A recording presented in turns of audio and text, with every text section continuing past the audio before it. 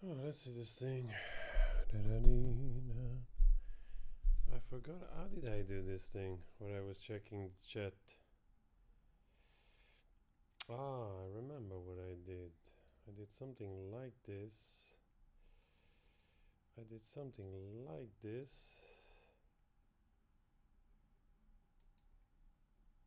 But then I dragged it out. Oh yeah, now we're talking. Now we're talking, huh? Where is this freaking chat thing there? Here we go. Here we go. Here we go.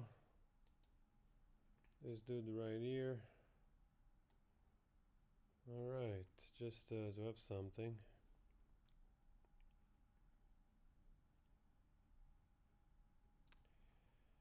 Okay, let's wait for some people. Is it public or not?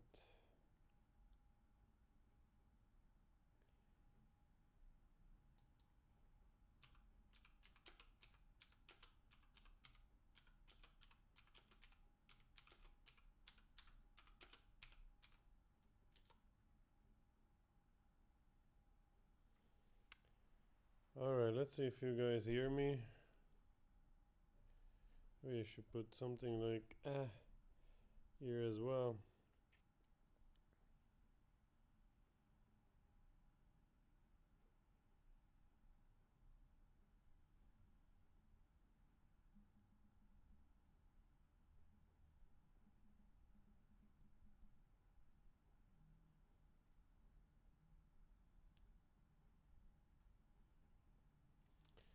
Oh, let's see if we can check here. There's nobody. Woo. Beeba doop, chappa doopy doo, jibby doop, doop doopy doo, chibby doop, bada doo doo, tamba doopy doo. Boody doo doo da doo doo dee doo.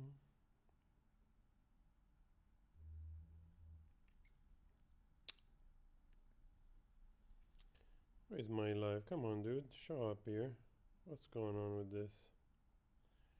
What's going on with this? Eh? What's going on with this?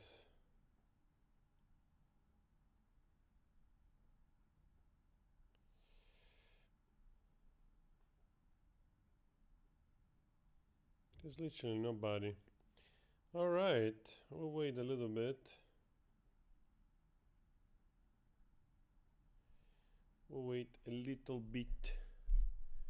We'll wait a little bit for people to show up if they want to.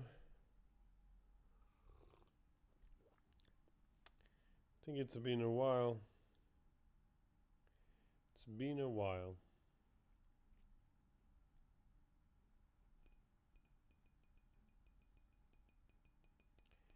It's been a while.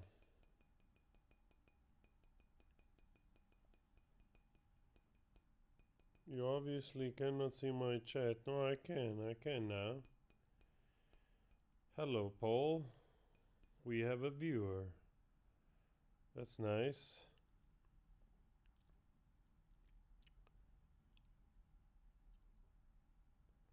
What's going on here?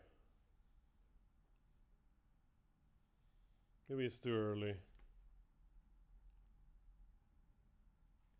Maybe it's a little too early to do a live.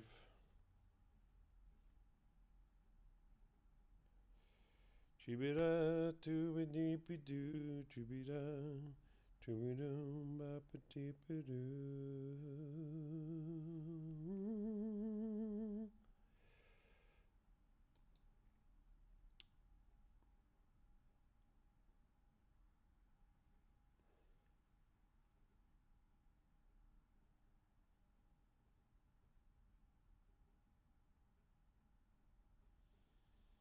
Wow, YouTube is really doing something weird to my channel.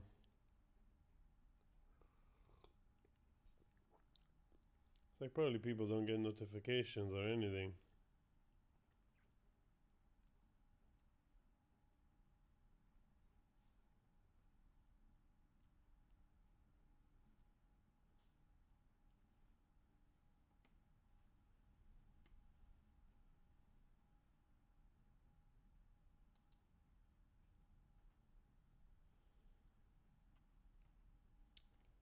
Well, actually, I don't know how to put it off. Slow chat. No chat. Chibida, I don't even know where to change that, honestly. Can you change it somewhere? No. Go figure.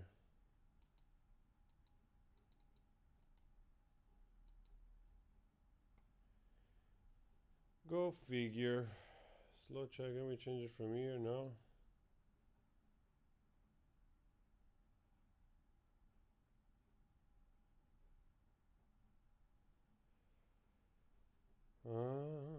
Well, it doesn't really matter anyway. There is nobody here chatting, so he's not gonna get crazy with 2 million people scrolling. So in that way, it should be fine. We shouldn't have much issues with that. There's literally only you, Paul, so far in the chat, so.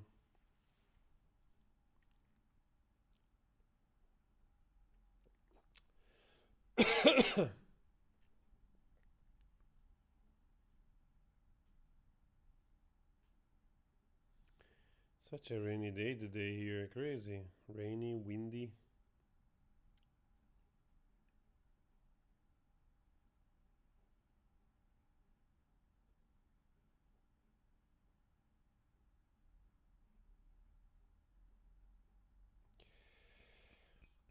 Wow.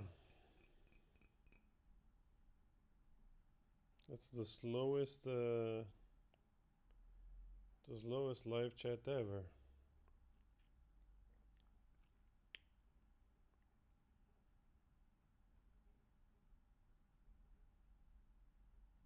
Seems like nobody's in.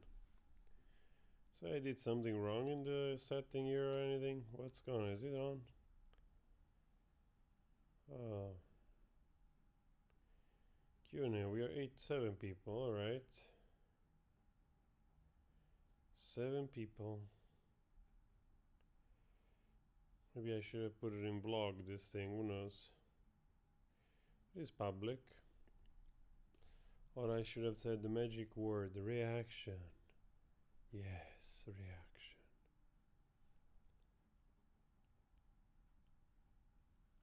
That's maybe we should do. Reaction Saturday with Frank. All of a sudden we have like 72 people coming in. Ciao, Luca. Lucas. Brazilian in London, alright. So probably, I don't know if it's good weather over there. Over here sucks. It's like rainy, grey and windy. But it's nice to be in with a cup of coffee. Yeah.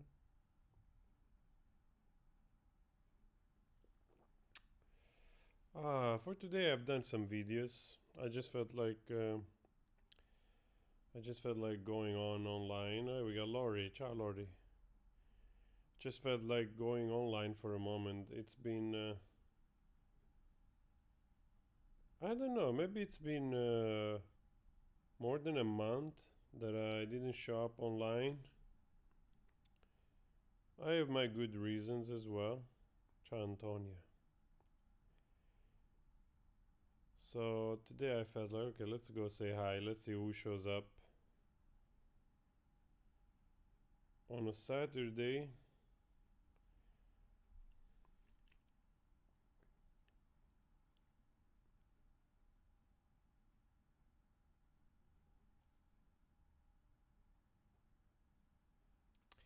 Scooby-Doo, deepy-dappa-doo.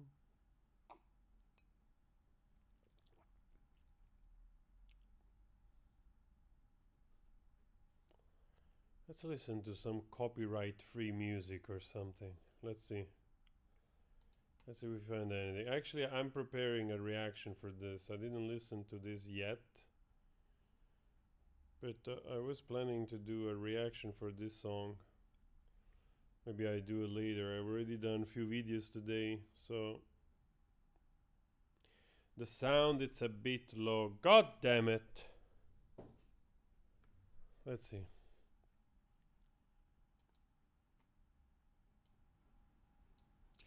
How about now? Huh? How is the sound now? Let's see. We're shooting in the star now.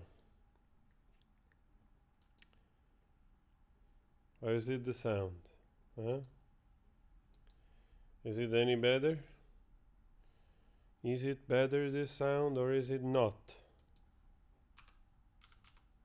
Copyright free music. Copyright free music.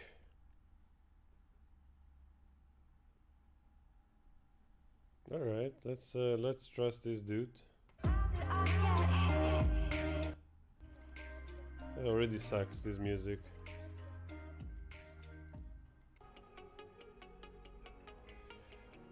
I'm already regretting it.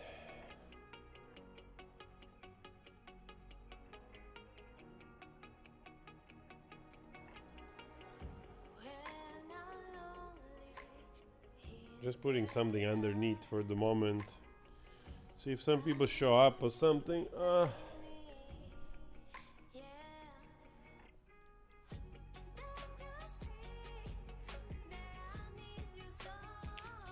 Just to get some people showing up.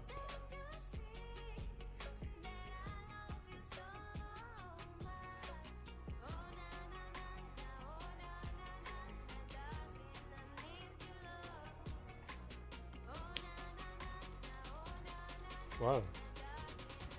Kind of danceable stuff.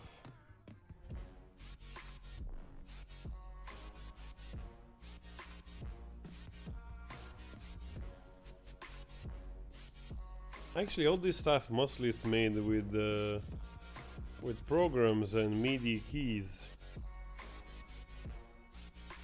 I mean, there is some obviously there is actually quite some creativity involved, even in making stuff like this.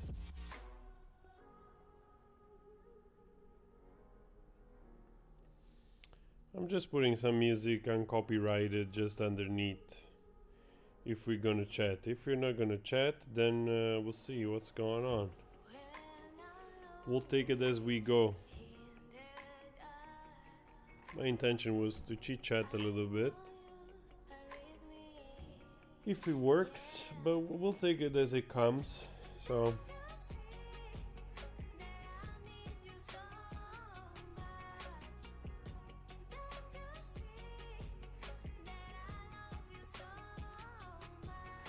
I'm sorry to hear about the death of Cassiano. I actually genuinely liked I liked the music, at least the stuff that I listened to. Today I did another reaction. It was unfortunate because some days ago I did one reaction hoping, you know, it's like a lot of you guys contacted me on Instagram and when he was hospitalized. So we were, you know, hoping it would get better, even though of course I didn't know the guy or anything, but I know how much it means to you. And the music is really legit. It's very nice stuff. Also the song he did with Tim Maya, Primavera. Yeah, so it's always sad. It's always sad to see people going like that. So we got a lot of vodka. Fernando, ciao. But yeah, I mean, what can you do? If you think about it, you know, he died at 77, and it is fairly young, like in the way that nowadays it's not uncommon for healthy people to live well over in their 80s or even in their 90s, you know. So to that respect, if you're healthy, it's still, quite sad. But it's even more sad when somebody younger dies. Like for instance, this British singer that died a few days ago, Nick Cannon, which he was just 59, and of course from other diseases. So it's really, really, really sad. And I also know that I honestly don't know this person. Of course, I didn't know anything about it. There was also, I think, Brazilian comedian that passed away recently. You guys told me that, shared some stories, but obviously I really didn't know nothing about it. It's truly not in the sphere of my awareness as a character, as a comedian, as nothing, as a person. So it was just all new. But I also saw that meant a lot. So you guys sent me a lot of stories, and I became aware of it.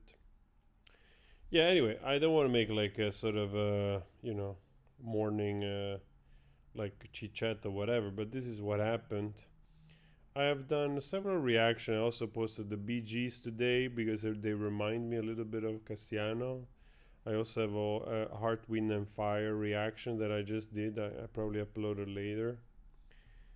And in this period, I'm trying to do also more classics, honestly, because um, you know, as you all know, like the majority of my audience is Brazilian. I think now a good 30%, maybe even 40%, it's Brazilian, and so there is like a combination of between Brazil, Indonesia, and the rest of the world, basically, on my channel.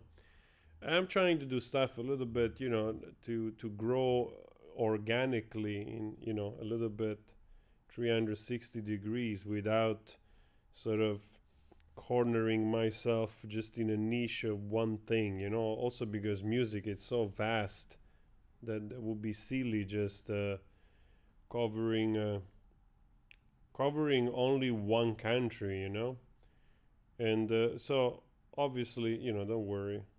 I'm not stopping making Brazilian reaction or anything or Indonesian reaction, but I'm just saying I'm trying to do also more international stuff so that everybody, even from the Brazilian audience, can relate to it, you know. So in order to explore new stuff, because honestly, I have reviewed so many Brazilian artists, so many songs in the last, I think, in the last year, that sometimes I also don't know where to go anymore. Honestly, I'm like, okay, what else do I have to do? You know, I literally, I must have done like hundreds and hundreds of artists from Brazil. So, and I know that there are many, but of course there are many everywhere. So that's why. Um, but yeah, anyway, yesterday we did Aquarela do Brazil, and that immediately has become my favorite. I have to lower this thing. Aquarela do Brazil by Francisco. What is his name again? I forgot. I love it. I love it. I just loved it. I did the reaction with the guys. I just loved it. Also because I think it's obviously it's the one song that everybody knows, you know. But I just love it. I love that kind of old vibe recording, and so immediately I'm like, okay, this is it. This is my favorite. And I thought it was the first recording, and then you guys said it wasn't. What's going on here? I don't want to be here. I want to be here. Jesus, this music though, it's pissing me off. I can handle it only so much, with all the heart. Hey Laurie, you just scratched the surface of Brazilian music. I mean, come on. I understand there is a lot of music, but I've also reacted to a ton of artists. I mean, come on. I understand there is a ton of music, but we did a lot of the major artists, you know? If you can start to go in niches and subcategories, and, like, of course, there's more and more and more and more. But we have covered a lot of the main artists. Of course, you can always do of every artist more songs, But then again, it's you cannot go try. You know, if you have a reaction channel, you cannot go through an entire catalog of every artist. You know, it's just like, you know, what is that? It's just also impossible. You know, so you gotta keep variation. You know, like and also do stuff that you know, both that people want to hear and that you want to discover as well, you know. Otherwise, what you do, like, okay, let's say you take Gaetano Veloso, and then what you do, you go through the whole catalog of all this music, you know. It will first of all take forever, and then it will also alienate everyone else. So you got to keep moving, you know, and balancing it out. um, yeah. Anyway, I want to change this copyright-free music for something else, maybe a little nicer. Let's see if we can find. I don't know. Let's try this. Maybe sounds better. Sounds like exactly the same stuff.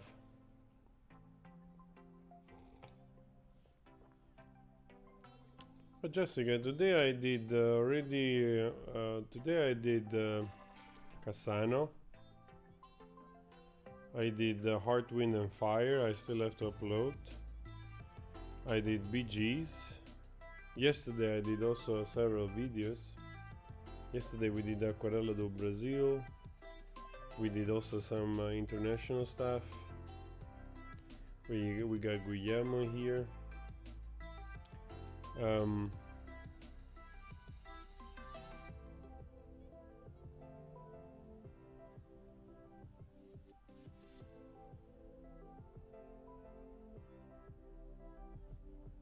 I love vodka. I don't smoke anymore, sorry.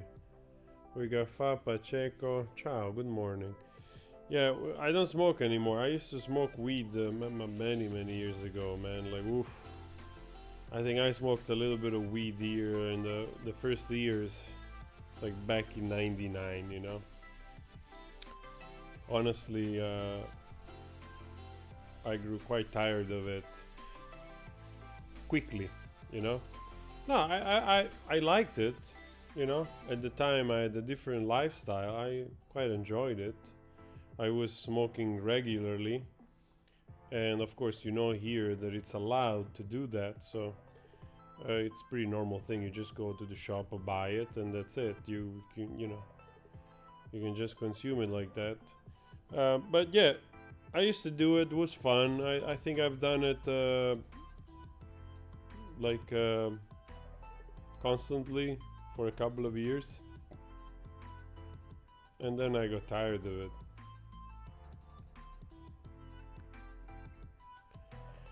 When I'm going to react to Luis Miguel next show trailer, yeah, I know I don't watch. I don't like to watch so many series. I rarely watch series. Sometimes, but I don't watch a lot of series.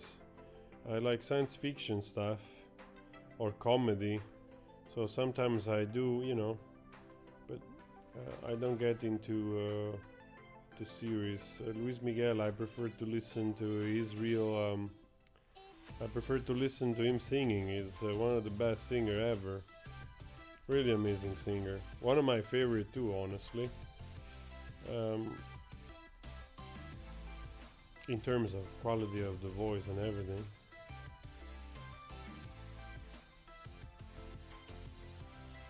Well, nowadays everybody smokes everywhere anyway.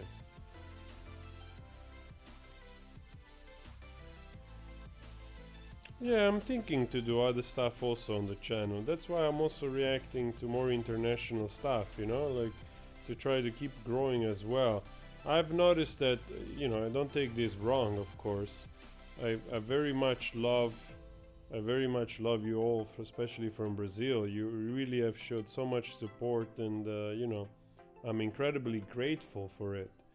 But I also have had the channel before, and in a way, because I put so much effort also in Brazilian reaction, I have alienated a little bit another part of the audience, which was never the objective, because the objective was actually trying to explore every country or more countries to actually kind of find things in common with each other, you know, to grow together, and it's sort of in a small way, in a very tiny way, to use a channel like this to show like humanity through music, and get close to each other, you know. So there is a little bit that level that I would love to explore together with the audience from everywhere.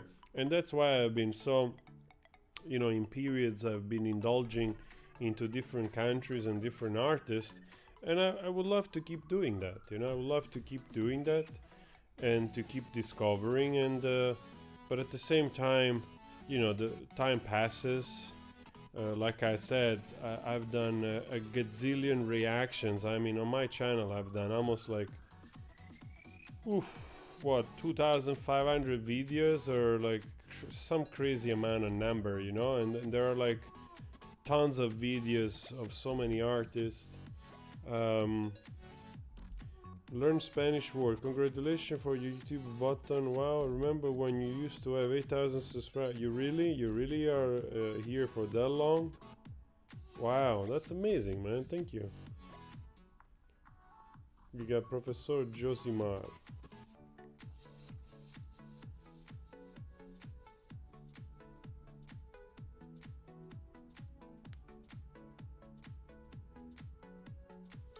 Antonia Nashimin. I listen, you know, I like to listen to all kinds of stuff. Don't get me wrong. I also can listen to this.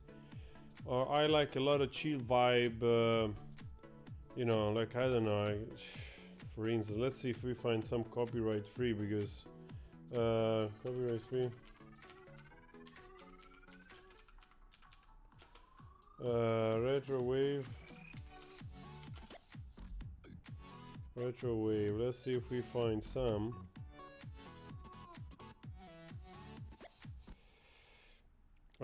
Sometimes I like this stuff, especially in this period. There's some stuff that I love, it reminds me of the 80s. Sometimes I just put it on when I'm working out.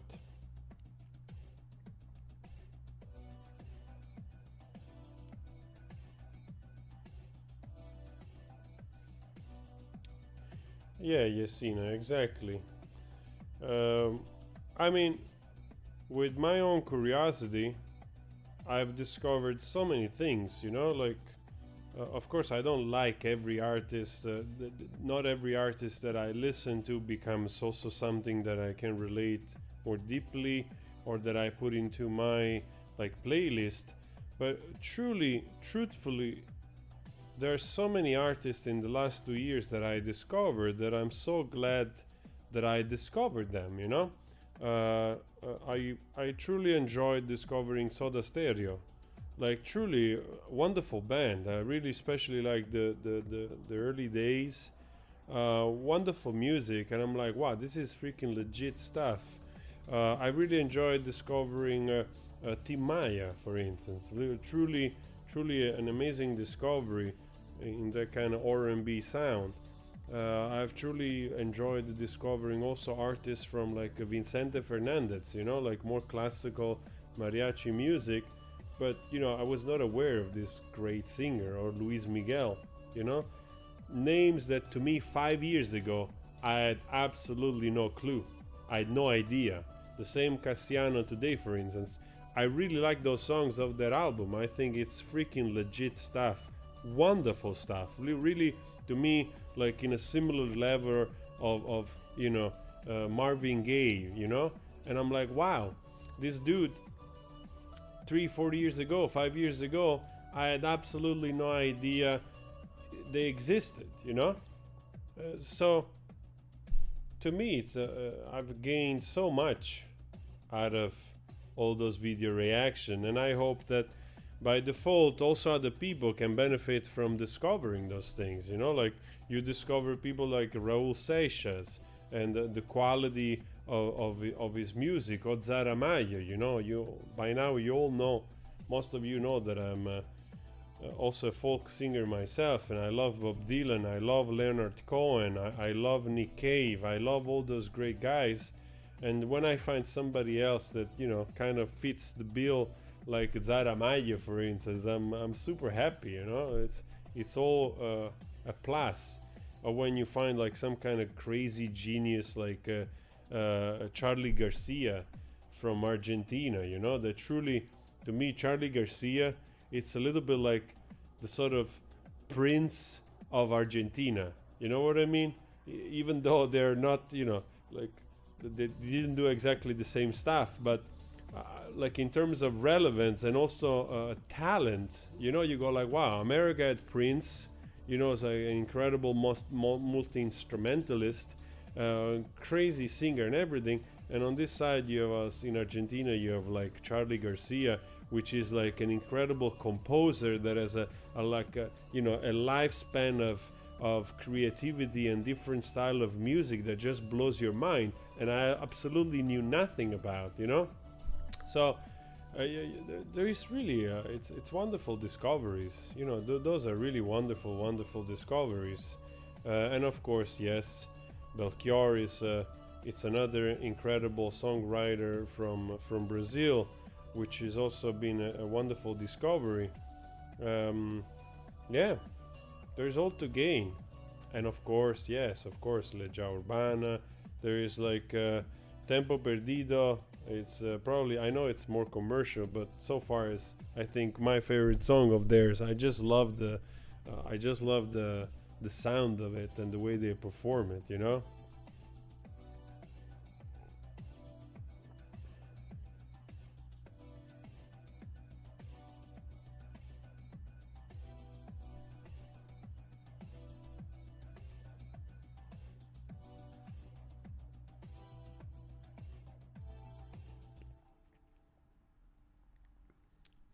And sometimes I also forget some of the songs that I listen to, because literally when you listen to like one, two, three songs, four songs, new songs every day, like you also forget.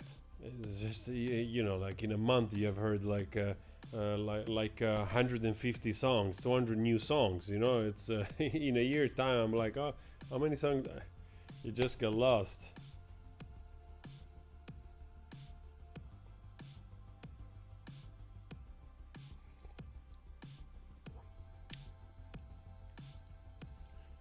I mean, what you realize is that we do similar stuff in music, you know?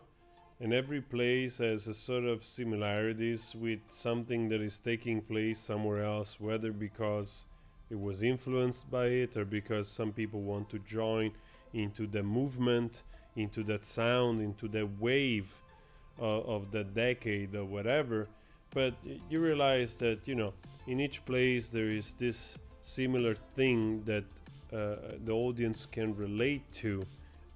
So in that respect, I always see like similar bands as not much more in a sense of comparison, who is better, who is worse, but more in a like, you know, this is sort of walking in a parallel way, you know, because every country, of course, has a different language mostly, so you have similar sound, similar intention, even similar intention in lyrics, but with the language, of course, makes it immediately more relatable, connected to you, and that's what you're driven towards instead of something else, of course. So it is parallel, moving parallel in a parallel way.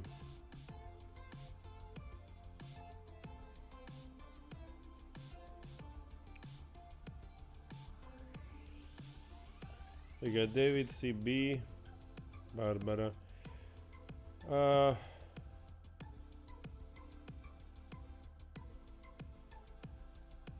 Actually, I don't know this band from Italy, honestly.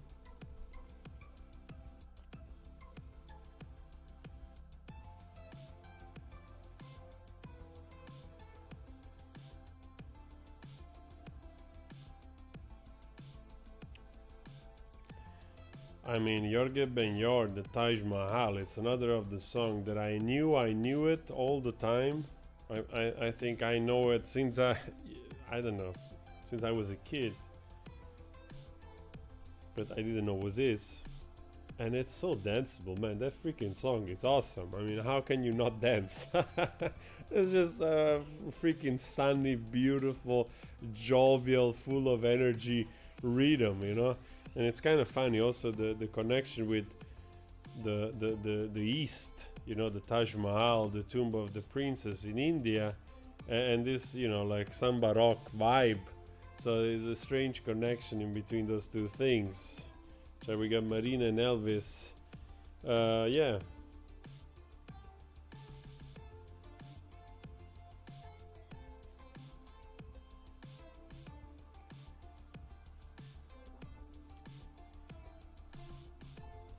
It's getting so dark in here. Maybe I have to put this light on. Wait.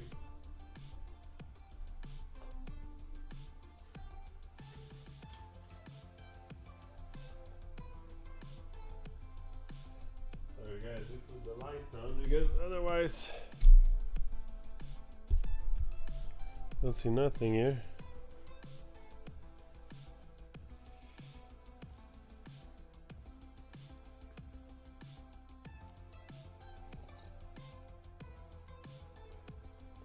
Kid Da Bella, I also don't know that band, Kid Da Bella.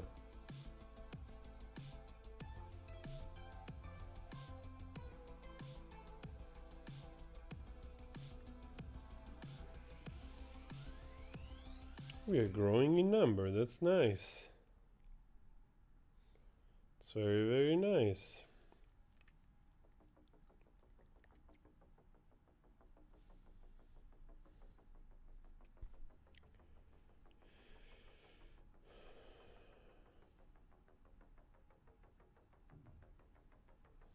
How many kilo drink? No, I don't drink so much coffee.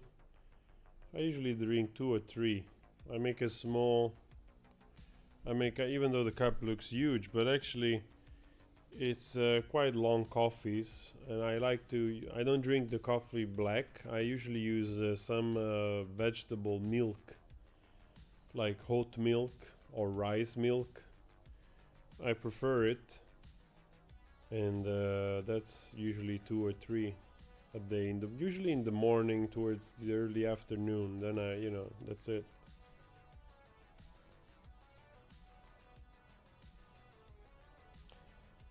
I'm not tired. That's just my face, you know. It's the mileage. It's the mileage, like Indiana Jones said. It's actually early afternoon. It's just 4 o'clock.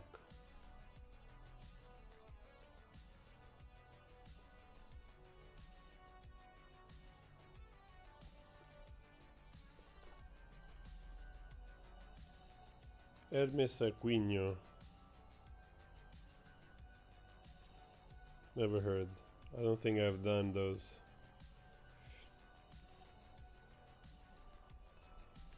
I'm also curious to see, like in Brazil, which one is the international music that it's most popular. You know what I mean? It's like I know that as a country. Hey Antonio, thank you so much for the super chat. I deeply appreciate. Unconditional love back to you.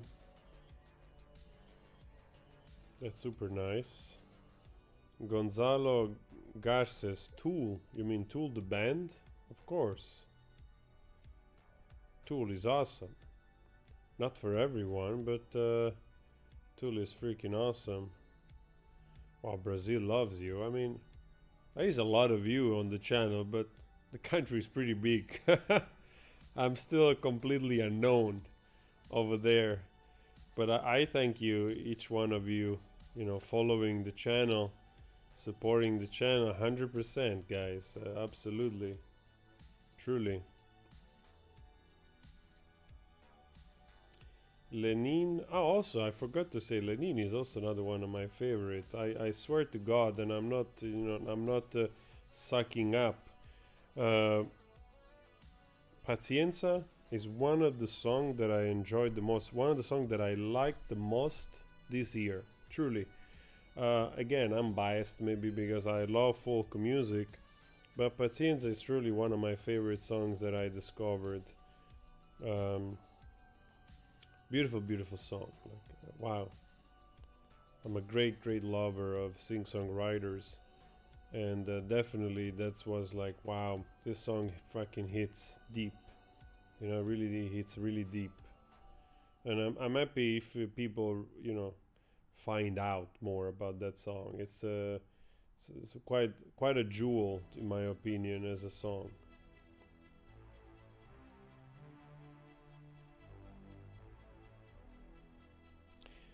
Buongiorno Frank, sono qui ora e ti chiederò di reagire alla canzone SOS di Raul Session. Hai fatto bene, puoi chiedere, ma non la facciamo comunque. Eh? I'm just teasing. No, I don't think we're gonna do any reaction. I did Eloy. Actually, we did some reaction of Raul Sesha last week. We did a few versions of Gita, the Bhagavad Gita. So we did some reaction of both in English and the original version. I've learned that Raul wrote together with Paulo Coelho.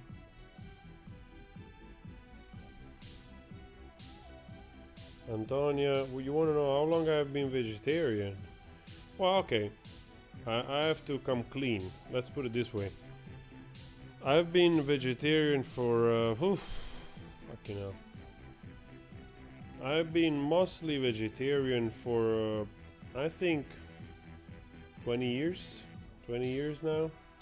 Around 20 years. But in the last period, in the last 2-3 years of my life, sometimes I do happen to not weekly, it's not something that I do it's not something that I do very often, but every now and then I might have chicken, because sometimes I like to eat Indian food, and sometimes I eat chicken, but once in a while. I'm still like vegetarian 90% of the time. But I do experiment a little bit, I'm not vegan because I do eat cheese every now and then. I like cheese, but I also don't eat it very much, very little, and I like honey. I must have been a bear in another life. Marina with the contribution for the channel. Thank you so much, Marina. Marina is really an amazing supporter of the channel. For a long time, together with many other of you, but I truly appreciate the support and the persistence of support. That's super nice. Yeah. About vegetarianism, again, yeah. So that's it. I love honey. I love all kinds of honeys. So it's really hard to be vegan, and I also, of course, do veganism not only for health reasons, but also for planetary reasons. The more we move on, it's just undeniable. We're consuming stuff like fucking insane, and you gotta be a little bit more aware of how you consume. And I became aware of it. Maybe some of you know the story already. I became aware of it, like the way we use resources, when I was working on cargo ships many, like 2 decades ago. And one time I worked on this ship which was carrying all kinds of stuff. So anyway, we took a load of coal, like literally 80,000 tons of coal. And we brought it actually back here in the Netherlands. It was the first time I got here, in 98, I think. And so we brought the coal back here from Canada. And then we went back in Canada and we took like a ton of soy beans. Like literally somewhere in a bay next to Quebec. In October, I remember, of the year, started to get cold. It was my first time being that north in that much cold. I was almost dying, for freak's sake. And we went into this bay and we loaded it like another 80. First we had to wash the tanks. That was a nasty job, man. We had to wash the tanks from the coal and I was on a ship that was freaking huge. We had 7, holds, which were literally like buildings. You could go down, and it was like 20 meters deep, you know.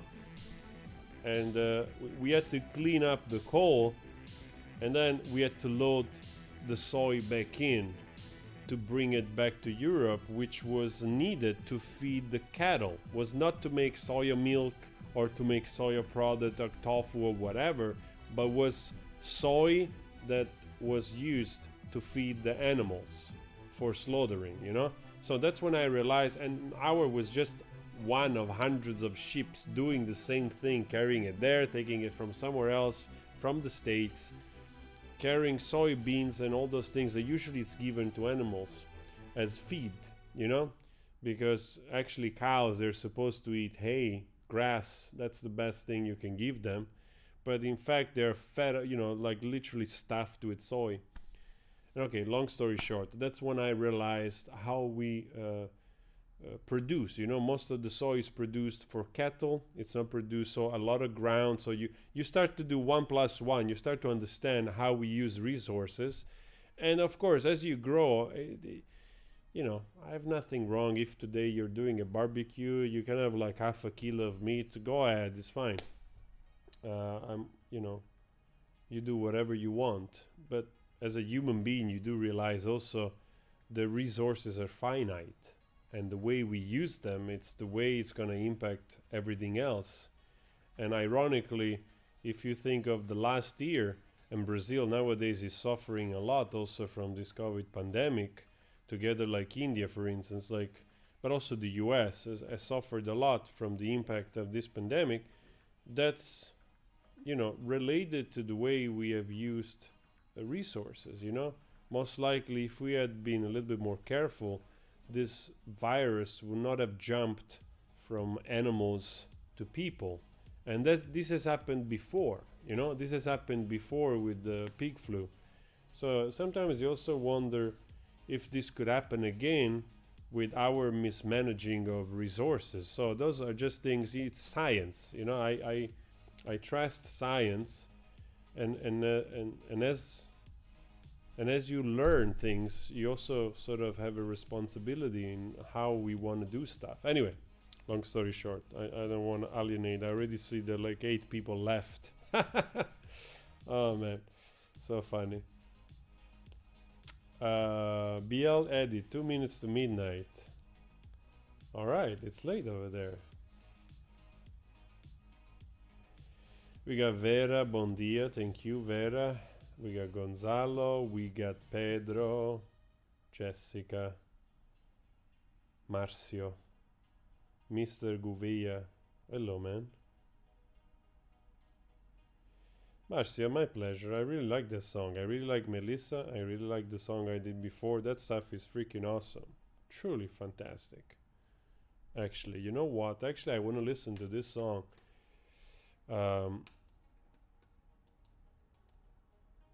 I would like to listen to this song again, actually. But then again, if I do, this video is going to be copyright claimed. Ciao Riccardo, it's going alright. We're drinking coffee, having a little bit of a chat. Huh?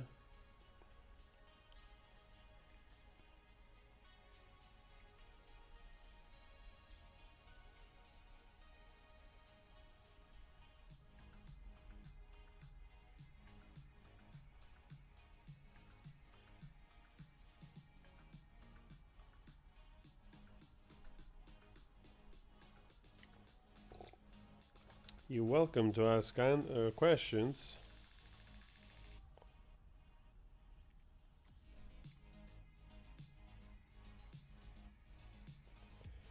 Donna Onette. Didn't I do a song of Donna Onette? Was it that wonderful lady singing by the fish market?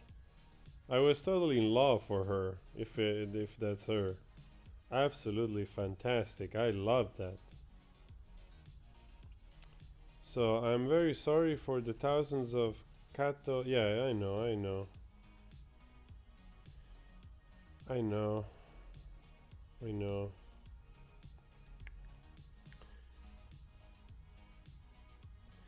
Again, like it's just a matter of being aware.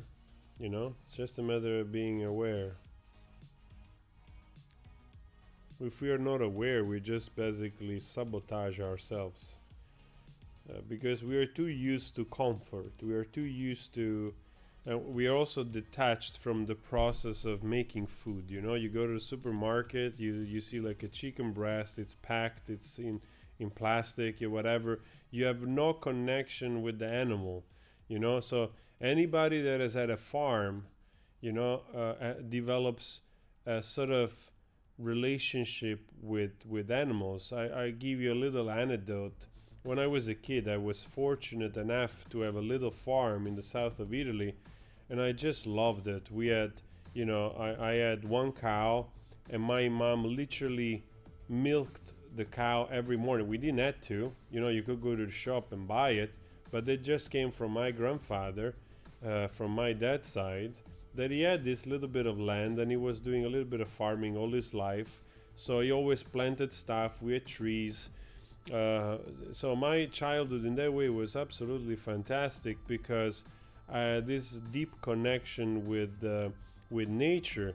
And I grew up in a freaking idyllic spot, like I grew up on a hillside 200 meters from the sea, overlooking the Bay of Naples, with the Vesuvio on one side and the island of Capri on the other side. So I grew up in a fantastic setting between olive trees and lemon trees, and in an environment where you can actually use the landscape to grow food, which is not very like here in the Netherlands. I would love to show you the weather now. It's a freaking like whatever of May, and it's like, wow, 10 degrees, nothing grows. So anyway, I grew up in that environment, and I remember every season being marked by stuff, like my father in August, my grandpa in August will make the tomatoes conserva, like you take the San Marzano tomatoes, you cut them, putting into jars with basilico, you close them, a little bit of salt, then you boil them in a barrel, and you basically disinfect them and you pasteurize them, and you basically have the conserva, which means like the sort of the stash for the winter of fresh tomato sauce. So we made that stuff, and I remember I had like several chickens so that we could get fresh eggs. I had like the cow, my mom milking the cow. I've drinked unpasteurized milk until Chernobyl happened. I remember until Chernobyl happened, I was drinking cow milk, unpasteurized, fantastic milk. And then as soon as Chernobyl happened, we had to stop, and we could drink only long expiring date, those cartons are there, whatever. So I've had this beautiful connection with nature, and going back to the animals, you also develop a connection with the animals. I remember my auntie, when they would just kill a chicken, they will always tell me like very like superstitious, they will like they will tell me like, don't say poor thing, don't say poor thing, otherwise he's gonna start to run around without the head. Because literally the freaking auntie was taking the live chicken and fucking chopping the head off in front of me. I was freaking 5, and I'm like, poor thing, I like that thing, I like that chicken, it was my friend. So I'm like, it was so freaking weird to see like the animals that you used to get slaughtered for food. So it wasn't so nice, but it was also, of course, yeah, there was the nature of the rural life, but also full of beautiful things. I mean, we had cherry trees, we had chestnut trees, we had grapes. So in June, I will just jump on one of the 4 trees that we had of cherries, and me and my brother, we will just eat fresh cherries from the tree. Or like, in October, in September, October, when the grapes are ripe, I literally just took the grapes from the plant. Or, like that kind of stuff, which is a freaking blessing, and honestly, I think that the future is going back a little bit, like to have a little bit more rural life and taking care of the land, and the land will nurture you, will cherish you, will give you the stuff that you need.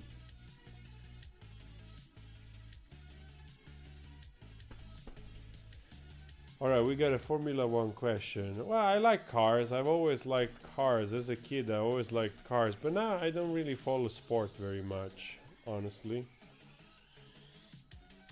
But I've always been in love with cars.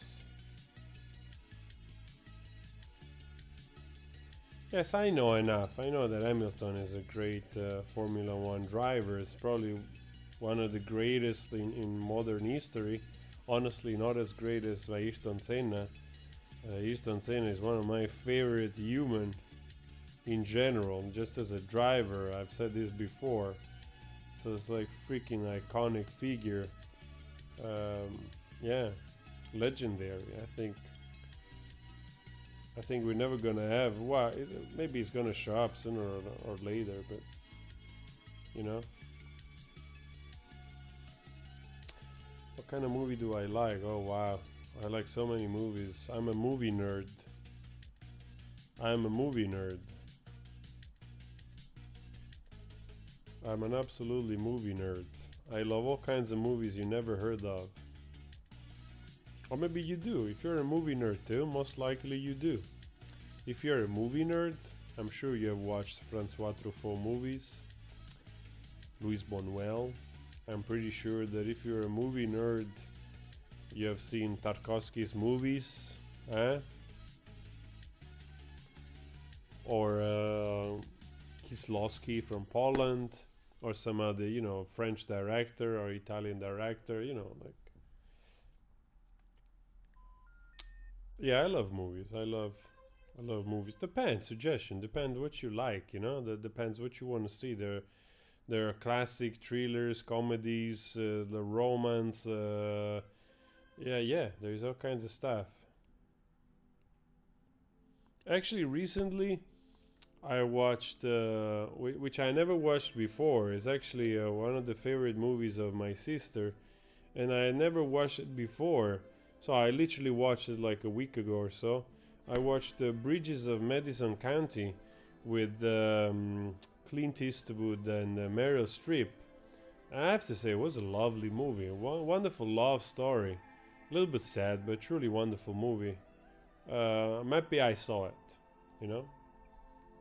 Was on the list for a long time, and I finally got to it. I was like, okay, I'm gonna watch Bridges of Madison County.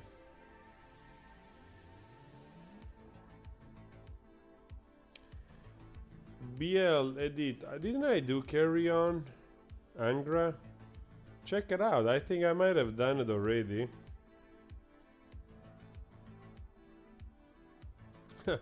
Honestly, Adrian, I have no idea what Suruba means. I forgot. Probably you, because you're coming from a video. I forgot.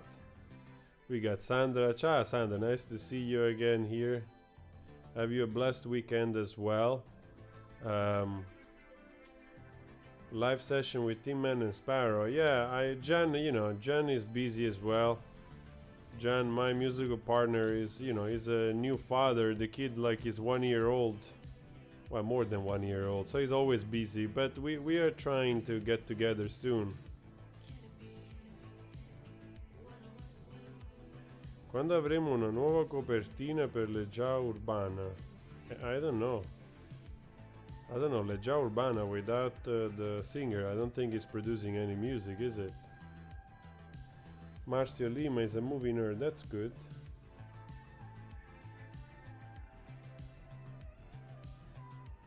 Thank you for reacting at Tango Argentina. You mean you're talking about... oh my god, what do I have, total blank?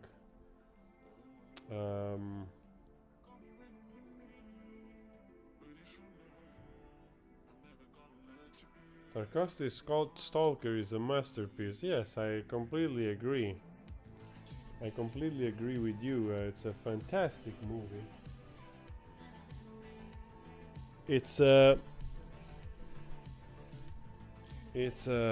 incredible deep movie.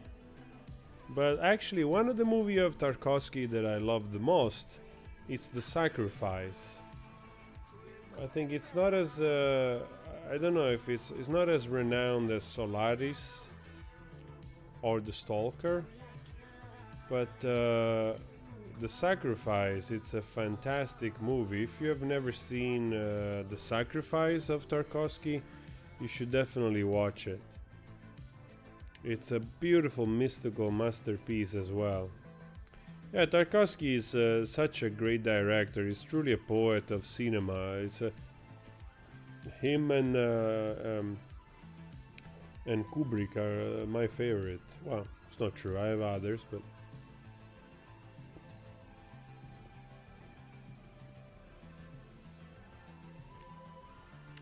oh, Gabriel, I have no idea who Machado de Assis is. Unfortunately, like if stuff, the only Brazilian writers that I know of that I've read is Paulo Coelho, because The Alchemist is probably The Alchemist probably is one of the most translated book, also one of the most famous book. So well, one of the most famous. I'm sure it's pretty fucking famous, and I love it. I love The Alchemist, but that's about it. One of my favorite writers that I read a lot, it's Haruki Murakami. He's a Japanese guy. I love Japanese stuff.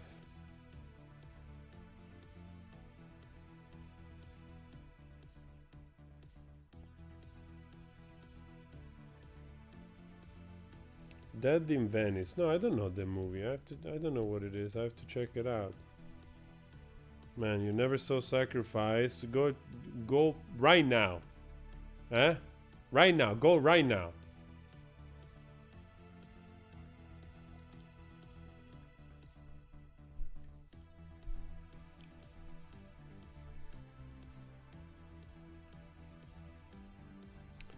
What's your favorite Kubrick? Wow. Wow, my favorite Kubrick. All of them. I love all of them. I think my least favorite Kubrick maybe is Full Metal Jacket.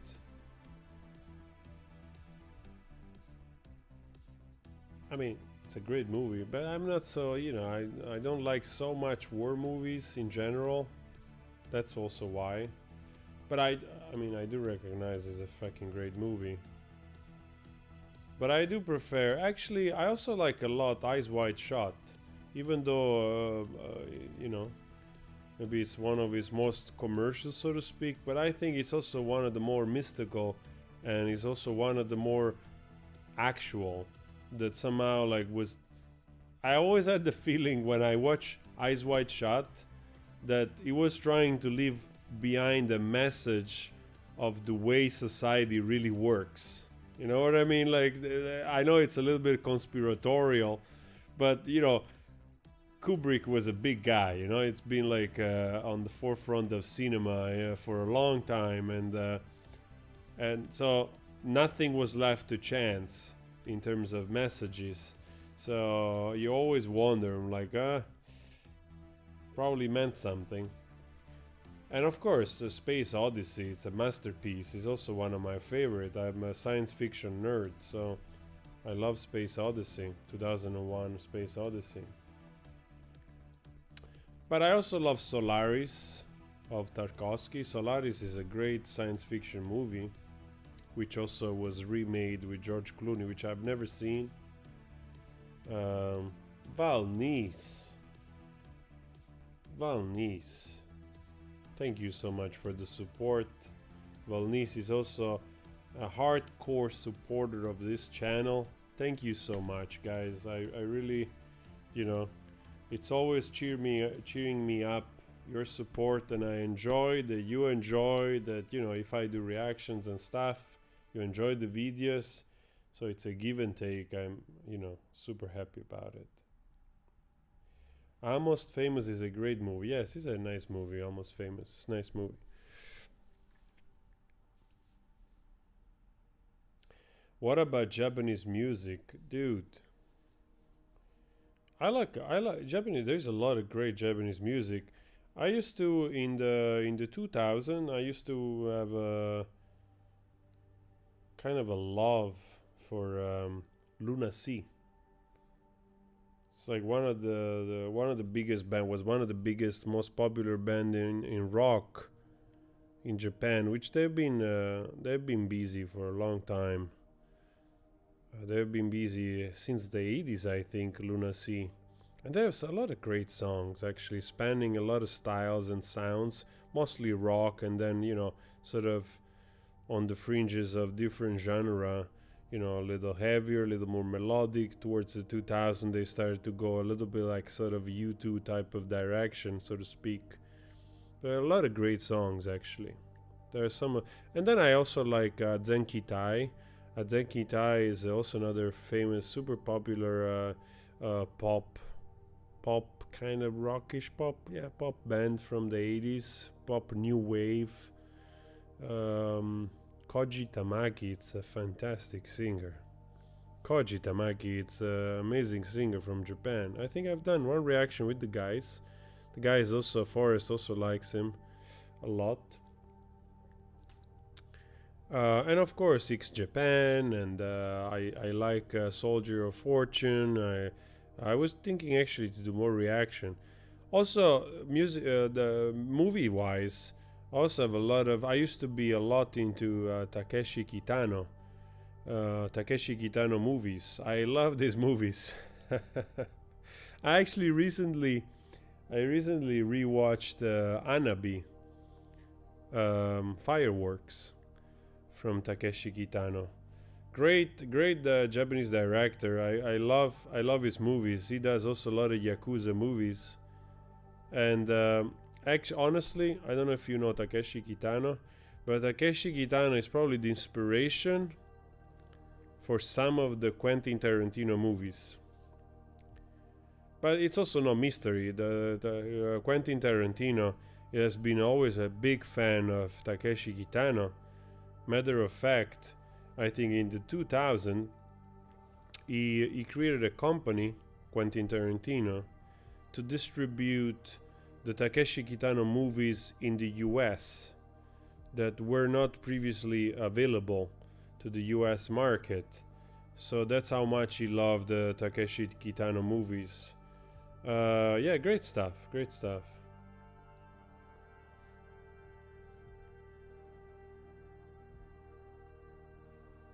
Ricardo just subscribed. Ricardo, I know there's a lot of people watching the videos and they don't subscribe. I always say it, subscribe. It also helps the channel, helps the channel grow. And it's anyway. You can always do it and do it later. It's there is no like contract or anything, but it does help the channel a lot. Like especially nowadays where you have a lot of reaction channel, more videos, more stuff. So there is of course more competition, and you have to compete with a lot of other stuff. So every support, every like, every share, every comment, every subscription really helps a lot.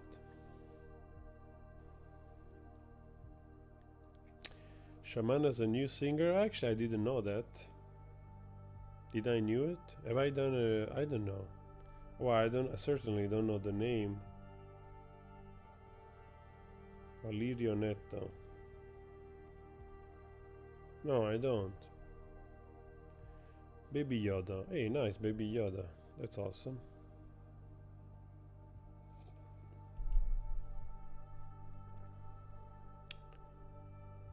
Joao Gilberto is forgotten by your reaction?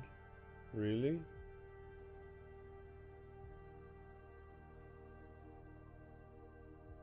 Is Joao Gilberto somebody else than Gilberto? Ah, that's Gilberto Gil. Hey guys, you're always gonna miss somebody. Remind me. We'll check it out. We'll check it out in another video for sure. Gabriel Lopez. What about Kurosawa? You kidding me? Of course, Kurosawa.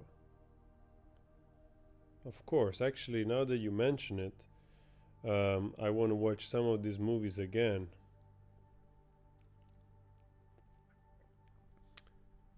Kurosawa is another master director.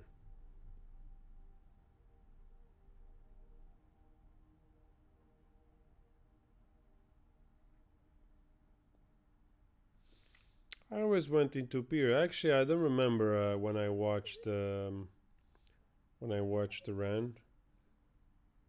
Must have been a long time ago. Probably like 20 years ago or more. A lot of these movies I have to rewatch. Marcello, thank you. That's one of my paintings. That's one of my work.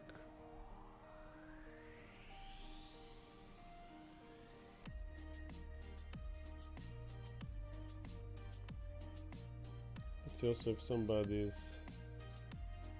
Oh, we're 31. That's a lot of people.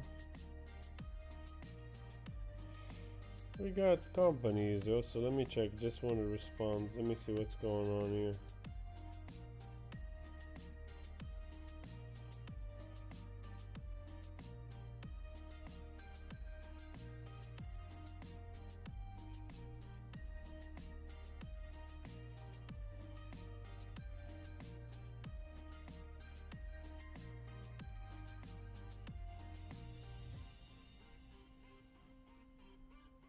Oh, it's already this late? Oh, I just said it was 4 o'clock right now.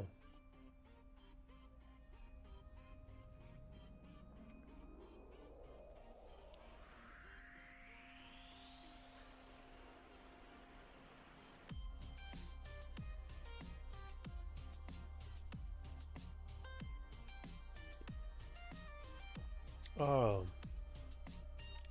Let's see, I missed some question here.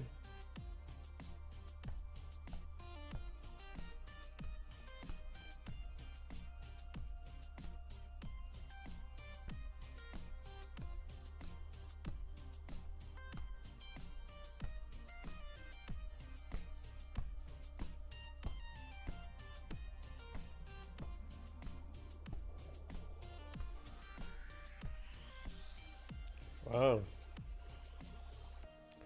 No, I don't know Gabado Timoteo. I have no idea. Man, a lot of people die. It's such a fucking pity, man.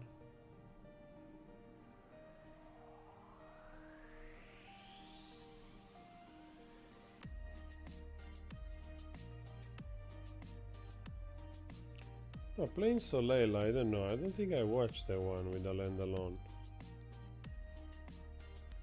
I like a lot of French cinema, but mostly I was really in love for Francois Truffaut. I think I watched every single Francois Truffaut movie. He's truly one of my favorite director, Francois Truffaut. He's probably one of the master of modern cinema. Has inspired basically also the whole like generation of American movies from the 70s on. Adrian, I don't really follow football, honestly. I don't really follow any sport. I like cars, I like racing, but I also don't follow that. I used to a little bit more, but yeah, I don't find myself to to want to check it out.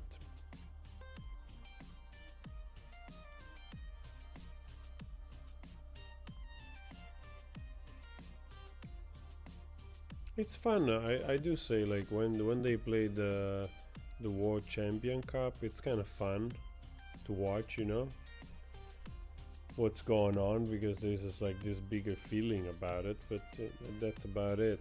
I usually don't really. Yeah, I don't follow any sport. No.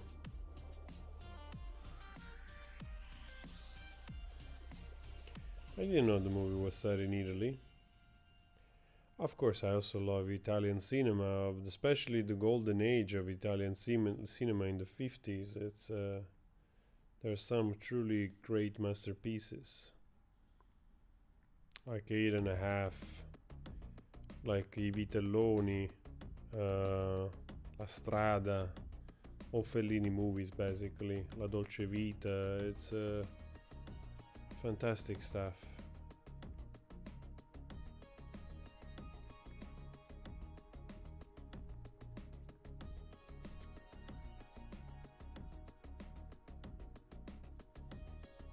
From Brazil, I don't think I know, but I also don't know if Brazil makes as a like more prominent directors in terms of cinema. Um, yeah, then I don't know.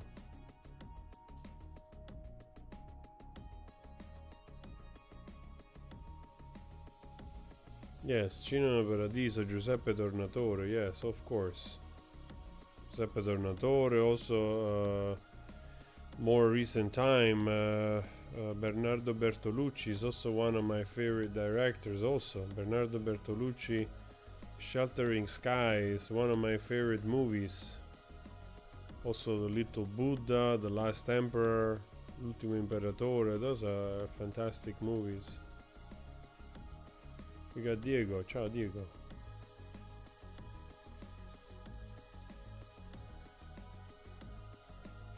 Ha.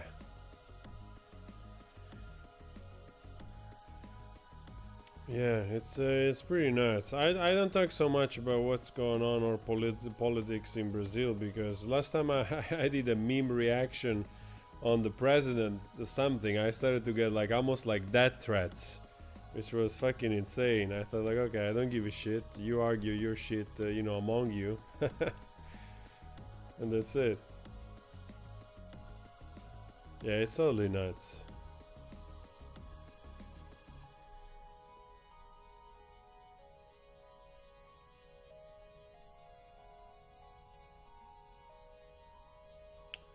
What is sad is usually the fact that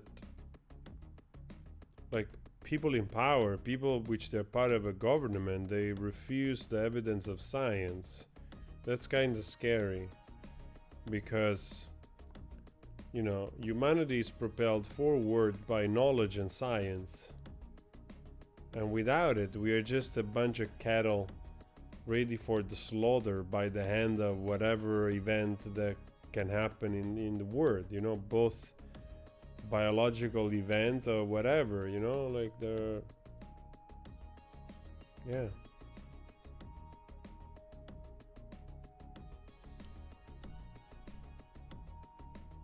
Oh, I actually think I saw the movie.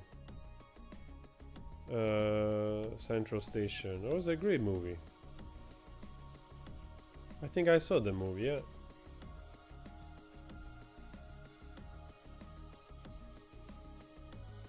Thank you, Diego. Yeah, Central do Brasil. Was it called Central do Brasil? The movie. I think I watched that movie.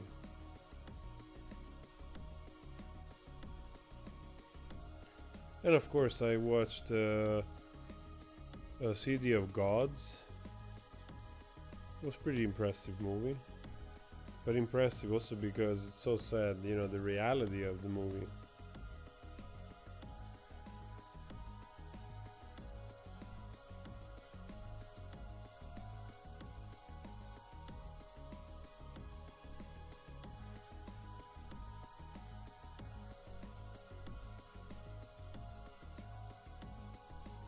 Yeah, that was a nice movie. Central do Brasil, I remember. It was a great movie. It was also a very nice movie.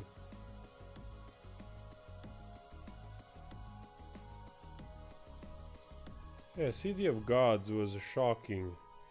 Because, of course, we didn't understand. Well, City of God is as shocking as Slumdog Millionaire. Especially on the side where you realize the underbelly of the city, how it works, and the torment and the abuse that the poor and the unlucky they have to endure in those circumstances in those areas. It's horrifying. So in that way, I sort of always connect a little bit the City of God movie sort of reality in the movie to Slam Dog Millionaire in some of the movie there as well. It's nuts.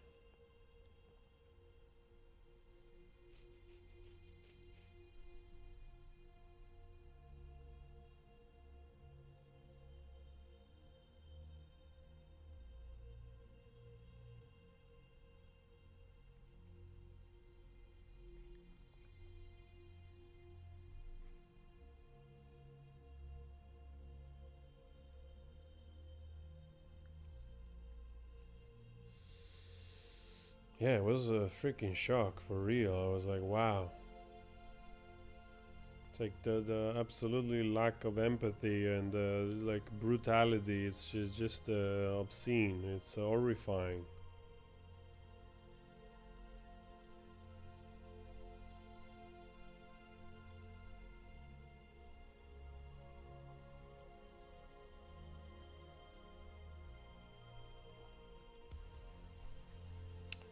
Nice. We're doing a nice chat here. Nice little chat with you guys. What's going on? You're getting messages.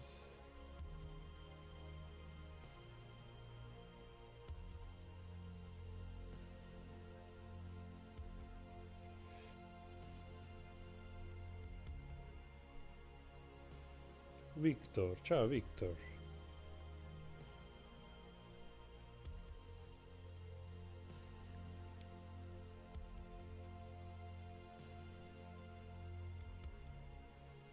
Gabriel Lopez. I don't think I've checked him out, honestly.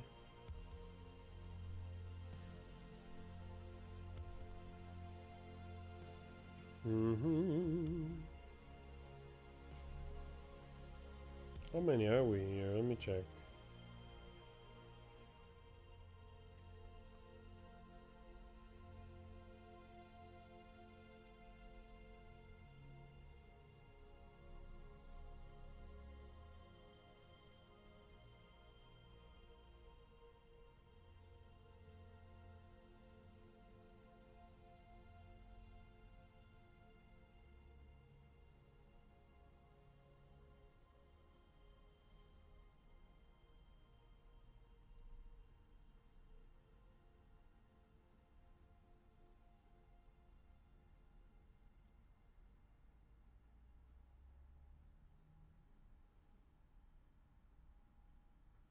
Oh, here we go. Much better. Okay, I see it again. Oh, is it finished? Underneath music? Huh? Oh, this stuff was copyrighted. Huh. Alright. Let's check something else. Something happened here?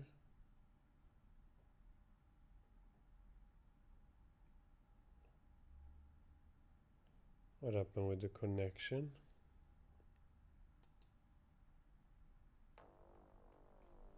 Still got connection here?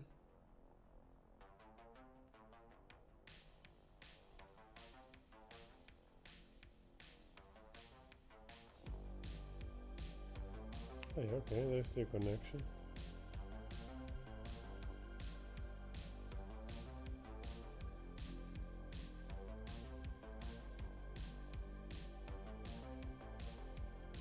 Ah,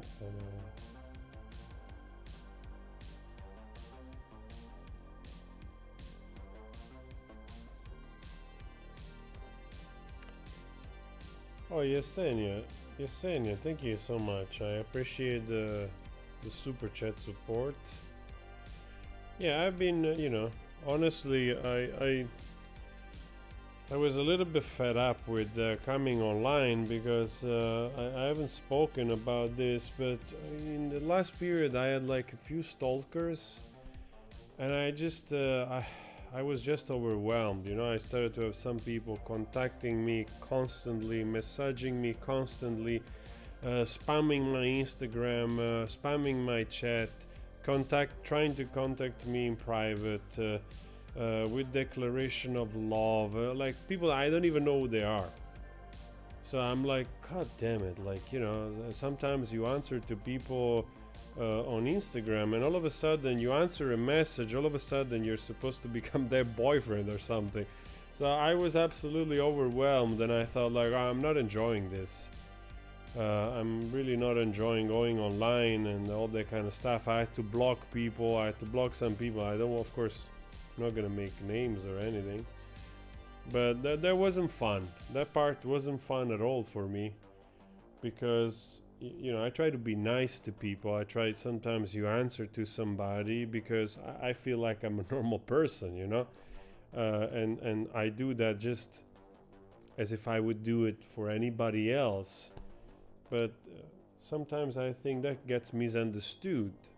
And I had this unfortunate experience of having, like, even a person, like, you know, you block it and then they do like other accounts and they start to spam you again and comment you again, like, and then you realize, like, wow, those people must be fucking crazy.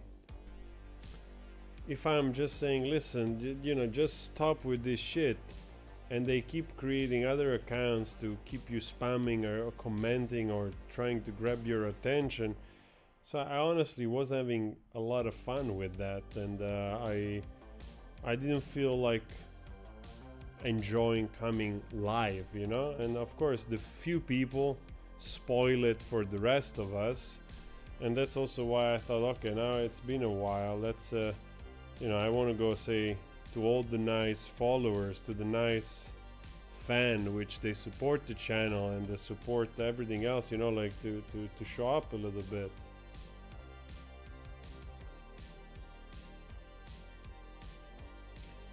Yeah, I guess I also forget that, you know, even a channel, smaller channel like mine, still gets, like, you know, 70,000-80,000 views every day on all the videos I have, you know, sometimes even more, and that's all people, of course. So you forget that you are seen by so many people, and it keeps growing. And of course you also have to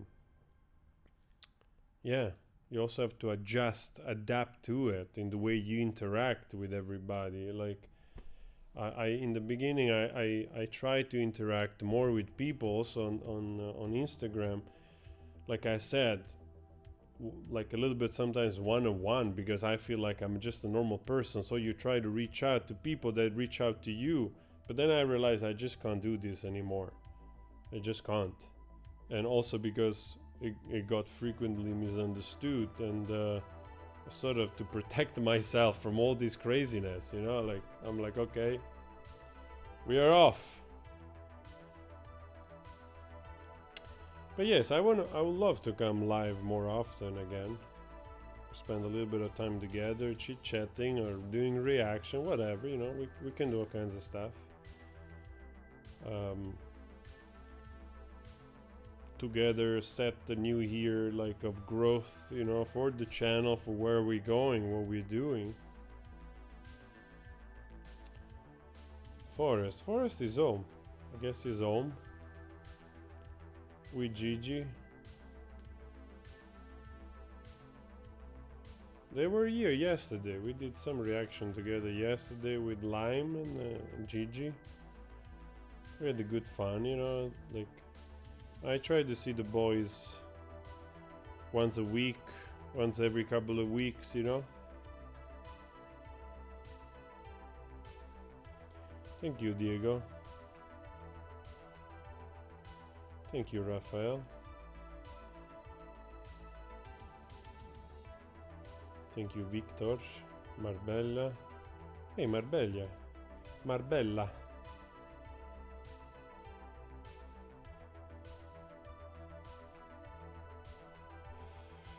Yeah, I know, Marbella.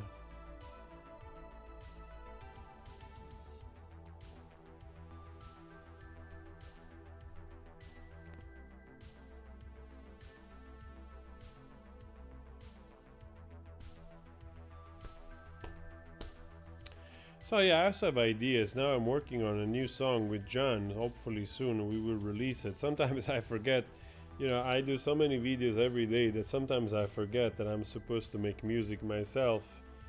And I have to be honest, also the effort that I put on the channel, because I do mostly everything alone. I have a little bit of help on some stuff, you know, also on social media sometimes, because I just cannot do everything alone. But most of the stuff, you know, the videos, most of the stuff I do alone. And as we grow, as you know, as we keep going, I'm also thinking, of course, getting some extra help to bring, of course, to you also better content, you know, better videos that you will enjoy more, because that's objective. I love to do this. I would love to keep doing it. Yeah, for the foreseeable future. and we have objective, of course, with your help, with your support, to get to 500,000 subscribers, to get to 1 million subscribers, to share music, to make music, to share other stuff. I had a project also with Forest. I was thinking to do like also more lifestyle once a week, like to implement like one video on food. Because I love food. It would be nice to sort of do review of food once a week. Maybe the Friday we do like a Friday video where we either cook, we prepare some food, or we also buy some food that we try it, like the sort of reviewing food. We go get it, we do a sort of vlog video, we go get the food, we share it here with and we review the food from different countries. I've done one video, actually we done a few videos of cooking. Coxinha, I did coxinha once. Actually, I would love to do it again to make it better, because last time I did it, coxinha, was pretty alright, but I have to say I wish I'd made the dough thinner, because some of the dough I don't think fried well. So I think to me it wasn't like the way it's supposed to do. So it was a long process, because I did it from scratch, the video, really, like it was the first time I did all of it from scratch. But I would love to do coxinha again, both with chicken and also vegetarian version. I would love to do also a vegetarian version. So yeah, I was thinking like, okay, I think my channel can enjoy like a food video, once a week food video. I think it would be fun also to do that kind of stuff. Fitra, yes, remind me, we'll do it. We'll do it. Well, Alessandra, I try my best. I enjoy cooking. I enjoy learning. But yeah, the coxinha was awesome, because we have something a little bit similar. In Italian we have like palle di riso, croquette. We have the calzone fritto.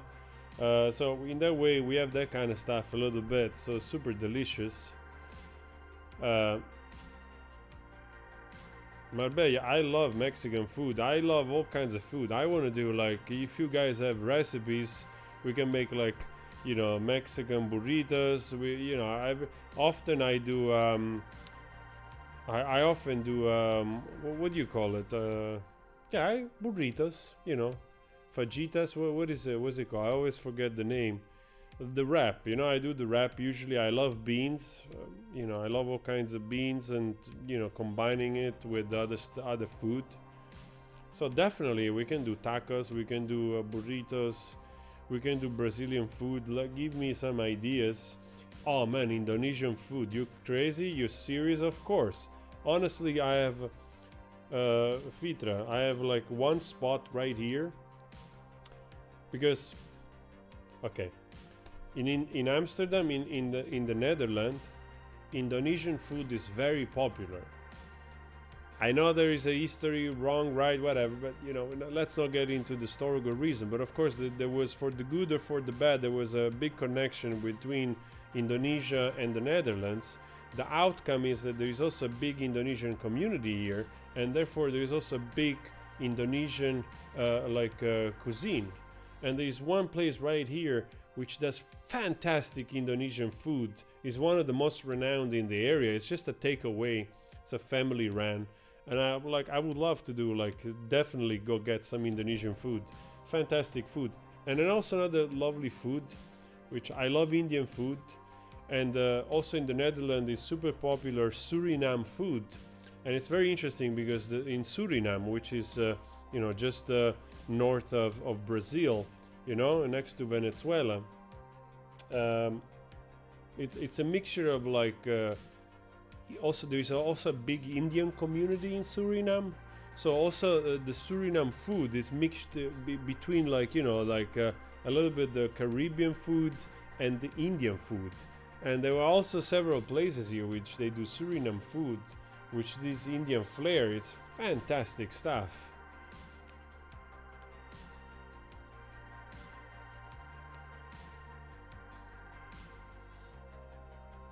Oh yeah, give me guys, give me idea. I told already Forrest we would love to do like once a week or so, like a food video. We either cook it or we go buy it and review it. I would love to do it. Would love to share that part. Oh, fajitas, yeah, man, let's do it. Let's do nice burritos, fajitas. I love all that kind of nice veggie stuff with sauces and hot sauces. Yes, let's do it. Oh, yes, I did also pao de queso. Man, that also fucking awesome. Huh? Pao de queso. Yummy. Fucking hell, I made like a bowl like this. We eat pao de queso with the guys for 3 days. Oh my god, that was awesome.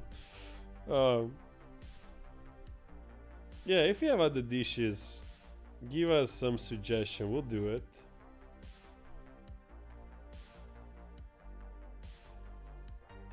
Yeah, also from Argentina. Man, I know Argentina is super famous for the meat, of course. You know, like, I understand. You know, I tell you a secret to my Argentinian audience. Do you know that in the 80s, I was almost moving to Argentina? In the 80s, my family was almost moving to Argentina. And the only reason we didn't manage is because my father wanted to buy an hotel in Argentina. I know it sounds very fancy, but you know, it's not like you think. My father worked really hard and he was working on passenger ship, and he saved up a little bit of money. And in the 80s, we had friends in Argentina from the village where we came from, which they were from the village and they moved to Argentina. The family was there for a long time, the new generation. And a friend of my family that was there in the village married to this other family that already lived in Argentina. So we had that connection. My father went to visit them a few times in the 80s in Buenos Aires and Mar del Plata. And he had saved up some money.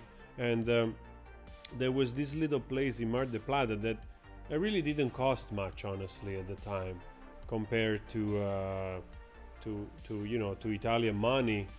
So literally, like, was like $40,000 or something like that. It was not a gigantic amount of money. So my father had saved this money, working on board, and he maybe wanted to invest and move, you know, in another place. And then it didn't go through, because also there was a crisis in the 80s in Italy, that you could not get money out of the country, and it became a little bit more complicated. And also in Argentina, things weren't going exactly great. And yeah, we didn't end up in Mar del Plata. We were this close to move to Mar del Plata. This close. This close. Sì, sono campano, yes. Di Napoli.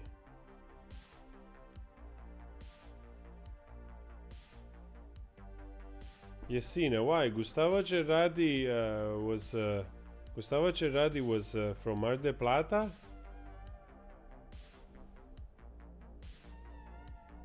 Nicola, I'm gonna get dulce de leche next time. I have a good friend. Well, not good friend. There is here in Amsterdam. There is this guy that runs a nice cafe. It's one of my favorite places for pastry.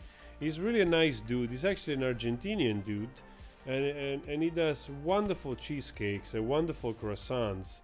And when it was possible to get into the place, I always went every now and then here to sometimes actually you might find it in some of my older vlogs, you know. And he does a fantastic job. He sells the leche, dulce de leche. Maybe next time I go buy it, we do a review on some of this stuff. Yes, mate, I have to say, dude, my father took like a shit ton of mate when we were kids. When I was a kid, I have to say, at the time, I did not understand mate. I have to be honest. It wasn't really my favorite thing. But now I kind of want to try it again, because I only tried it when my father came back from those trips in Argentina. And And I remember looked like tea. I wasn't really into tea. I was already like at 11. I was into coffee, so I wasn't super impressed. But I should try it again. Yeah, I know. I mean, Brazil and Argentina. It's a gazillion Italian immigrants, of course. They all from before the war and after the war. A lot of people moved to South America from Italy. Javan, also nice, man. Javan is great.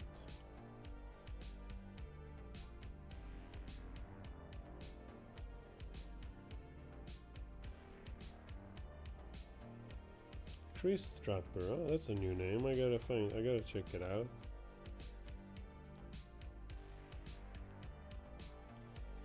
So yeah, the idea of the food, it's seems like everybody can enjoy that, you know.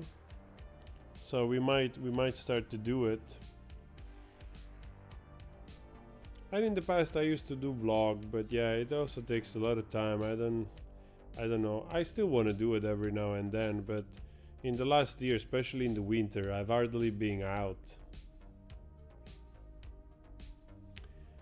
Yeah, Ligia, I know this Paolo Gustavo. I saw some messages from you guys on Instagram.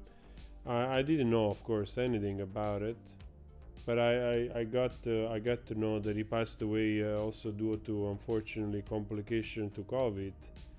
That I'm sorry to hear that.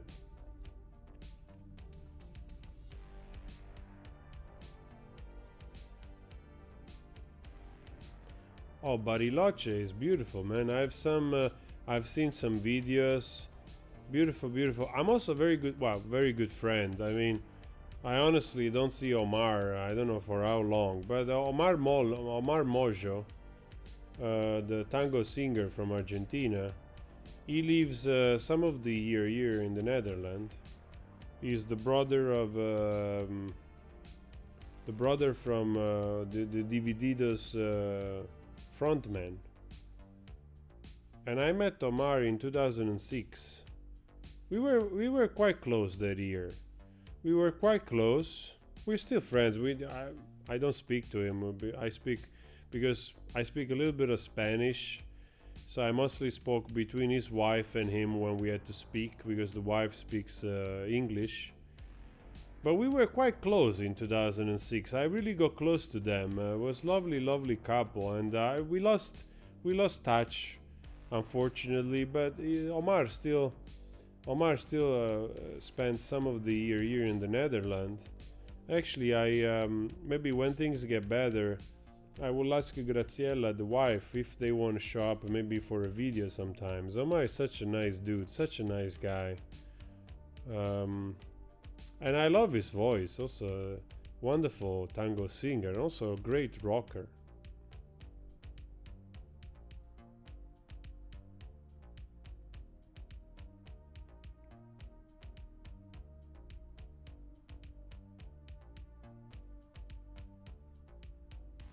Thank you, Pri. We got Gonzalo. Yeah, Ricardo Mojo, yes, exactly. Agreed to marry me. It's funny.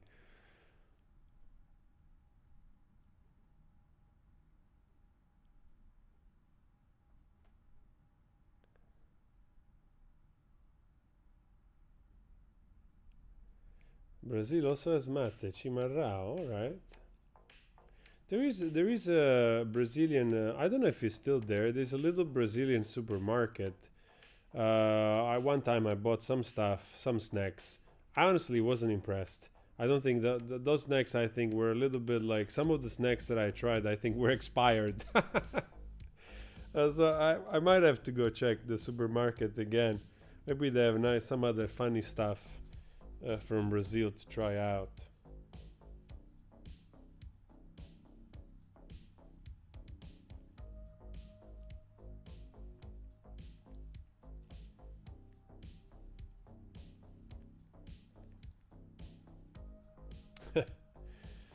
Yeah, man. I also was for a period very close to move to Costa Rica. Like my father in that period was trying to find, because of this, trying to invest some money at the time. He was looking around in places, emerging places. And Costa Rica seemed actually a lovely, lovely place also.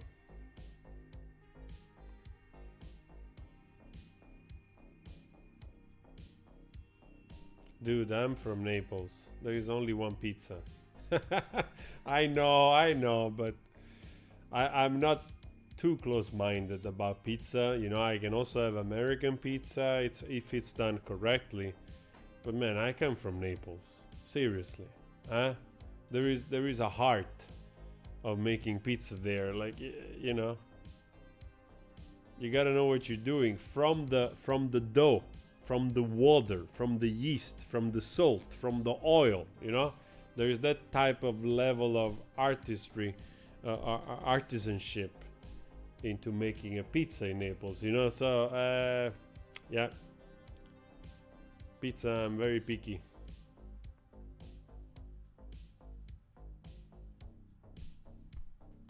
Yeah, we're gonna do it. Also, Forrest is a cook, eh? Forrest is a great pizzaiolo and a great cook. So Forrest knows how to make pizza and also knows how to cook.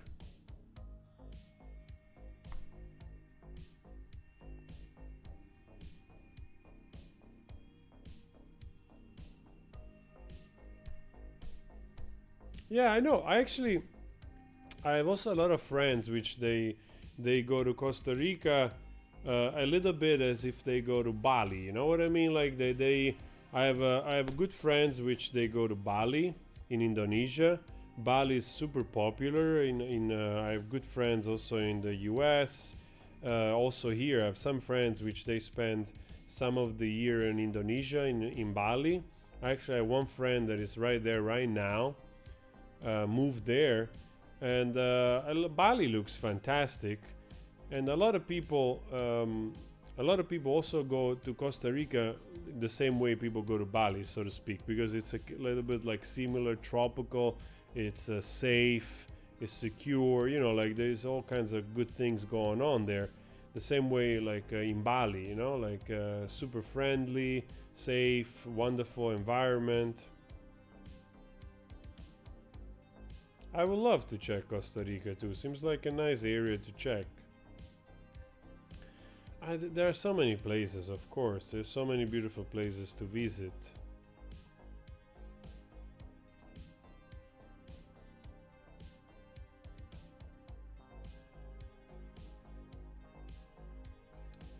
Wolf and Raven. Okay. Artica Sonata. That sounds nice name. I want to check it out. Nicolas, remind me. Remind me in the... I don't know. Just remind me, guys. I forget.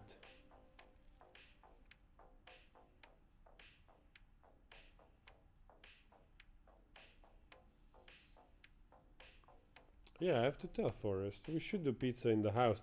I don't have the right oven to make pizza, but we can make home pizza. Like with this type of oven. It's not gonna be the pizza in the fire oven, like a wood oven. The original thing.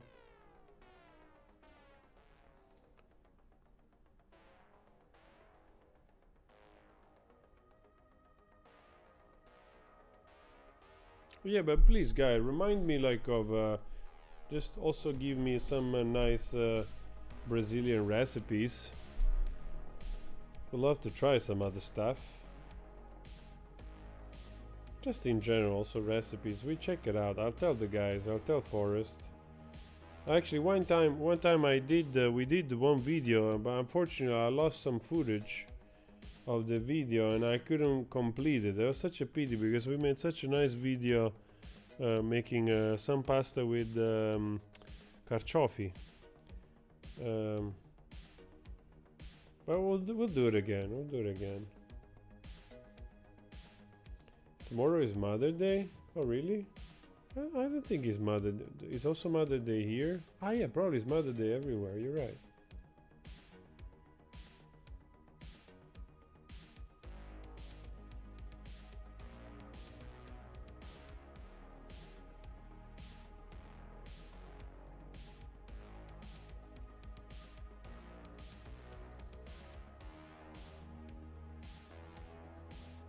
Alessandra. Well, I do some stuff better than others, you know. No, I don't do everything like excellent. Still learning. There's a lot of stuff to learn. There is so many things to learn. So 10 is in Mexico.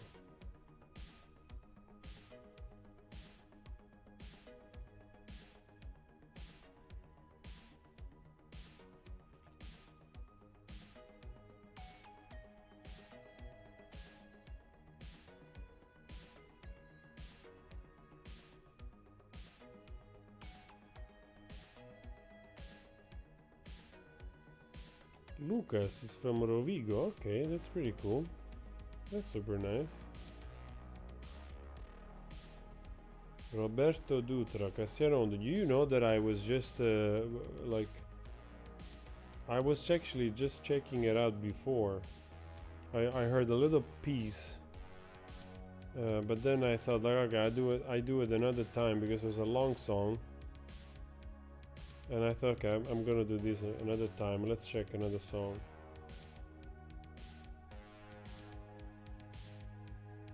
Yesenia.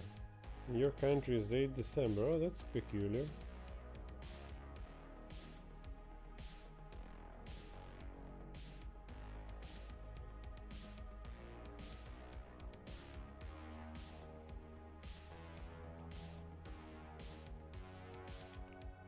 Alright, well, there's a Lenin show in France. That's interesting. I've done some rapper from Brazil. I think the old school rap.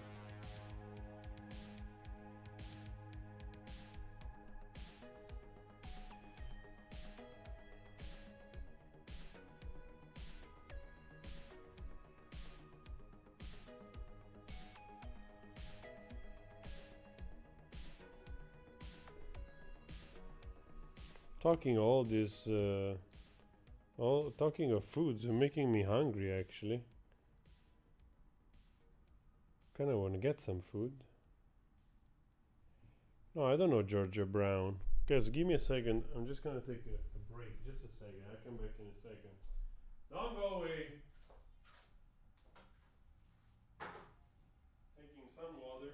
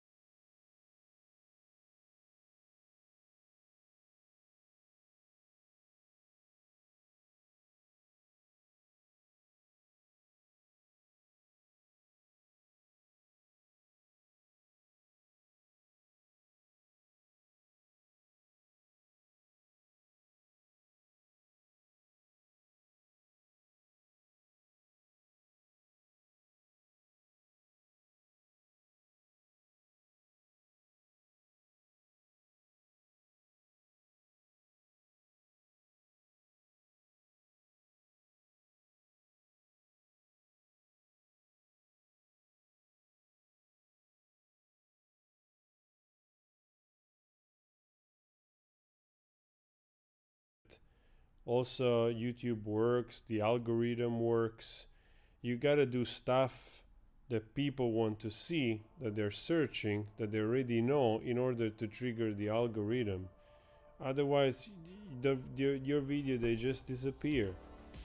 So it's very difficult. It's very difficult to combine like your stuff with with being found. And that's why the majority, if you notice, the majority of artists on YouTube, the majority of guys and girls, they do covers. They do covers, they do reaction like me also, because that's one way you can reach people, because otherwise they just don't know where you at. So yeah, we're doing a little bit of reactions on their channel too, to help drive a little bit of audience there. So you can both go also check on their channel, the reaction, and also their music and their cover, some of which we also did together actually. Black metal bands, why not, man? I'm a huge metal head. I don't listen to metal so much, but we can do like some Morbid Angel or some kind of weird, you know, Norwegian death metal. Fine, it's gonna be fun.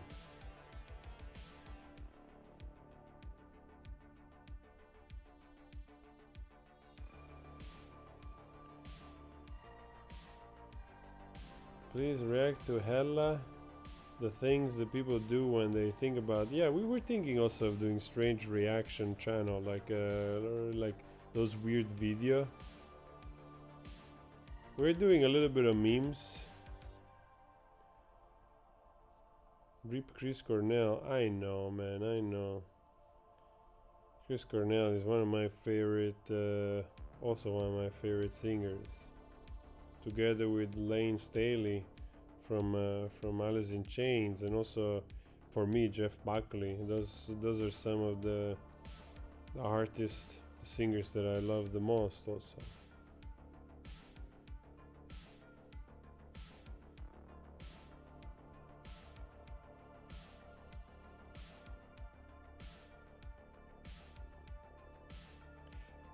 Frank, is a math rock song. You mean like it's like those incredible, like Meshuggah type of stuff, very complicated arrangements.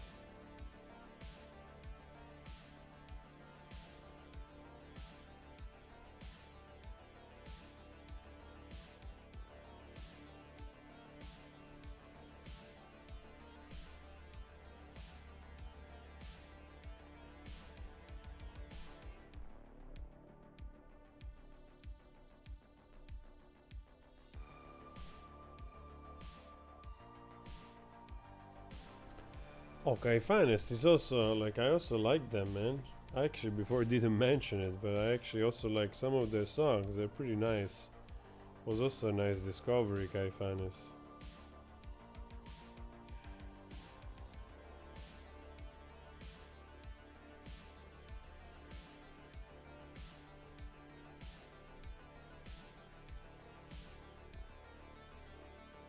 Sir Miss a lot. Ciao.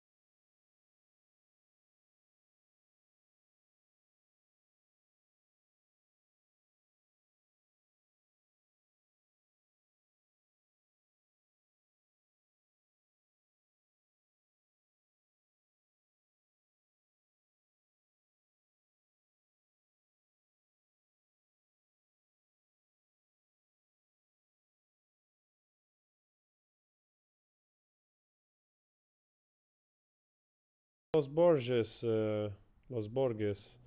I've done 1 or 2 videos. Very pretty interesting stuff. I like this Brazilian music from the 70s actually, especially the more rock and alternative and you know, experimental stuff like Os Mutantes, Mato Grosso, Ney Mato Grosso, like that dude.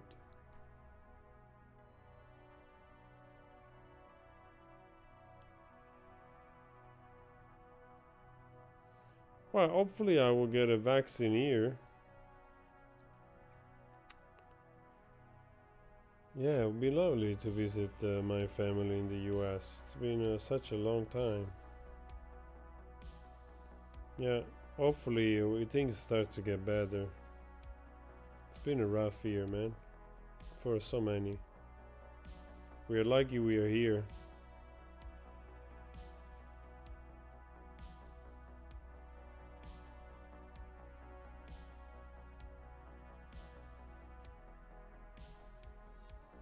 Ah, Ney Mato Grosso, Secos and Molados. Yeah, that's what I meant. Yes, that dude, yeah.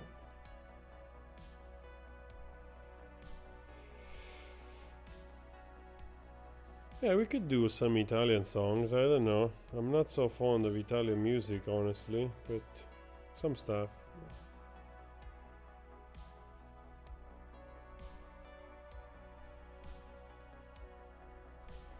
Really a captain on paper.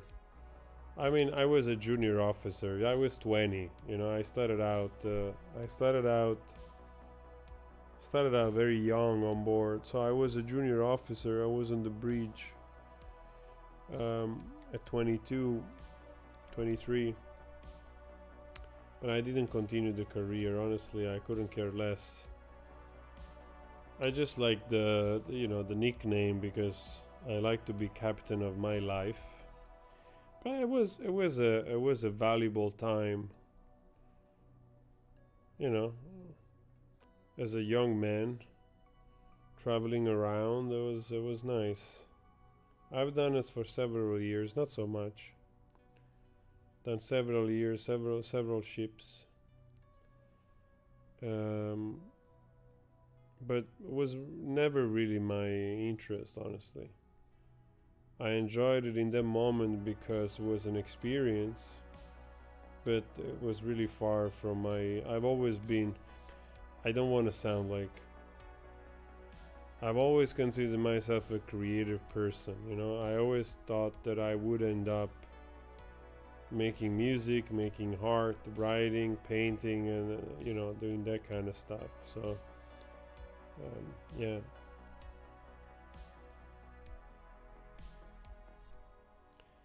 Oh yeah, another thing about the translation, guys, you gotta understand that when you go on a video, I'll show you here, when you go on a video, sometimes you can click here and you can put the subtitles, and usually here this doesn't have the option, I think, but usually when is allowed, you have the option here that translated in another language. But when I make a video, when I post a video, the auto-generated subtitles are not immediately available because freaking YouTube is sort of taking time to transcript what I'm talking about in the video.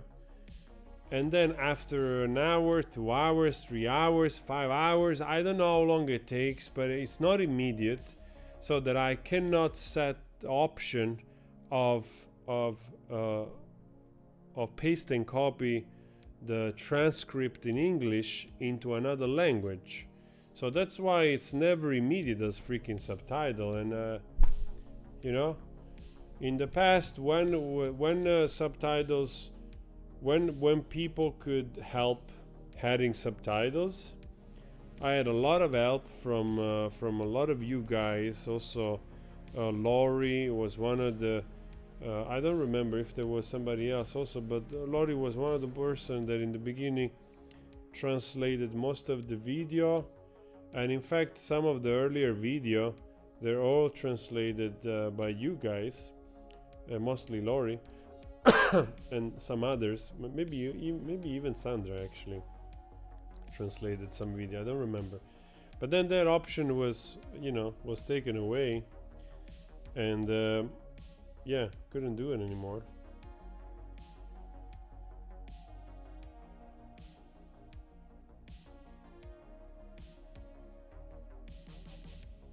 Oh, good, Alexander. You got the vaccine. That's really good. So anyway, back to the subtitles. Usually in a day or two they show up, because I remember I go back and I change the setting and I had the language. But it's unfortunately never immediate. Otherwise, when I do the video, I basically have to leave the video on private for a day or so until the transcript is ready, and then you can just yeah.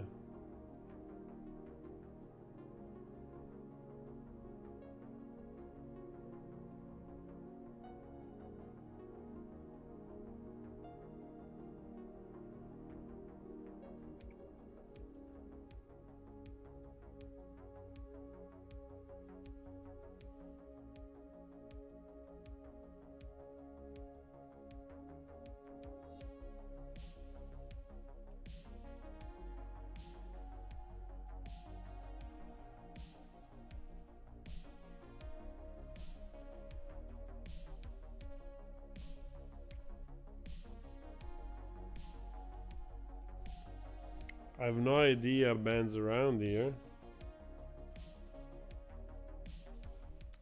My old band was a great band, a very nice band. Days After the Storm. I used to have this band in 2010.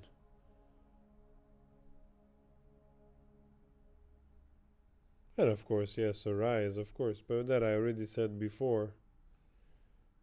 Even though the guys, they don't do so much rock in the sense of rock, they're much more instrumental, alternative in that respect, should go listen to some of their stuff. They do very nice acoustic pieces, which they're much more indie alternative than rock. So you should check it out.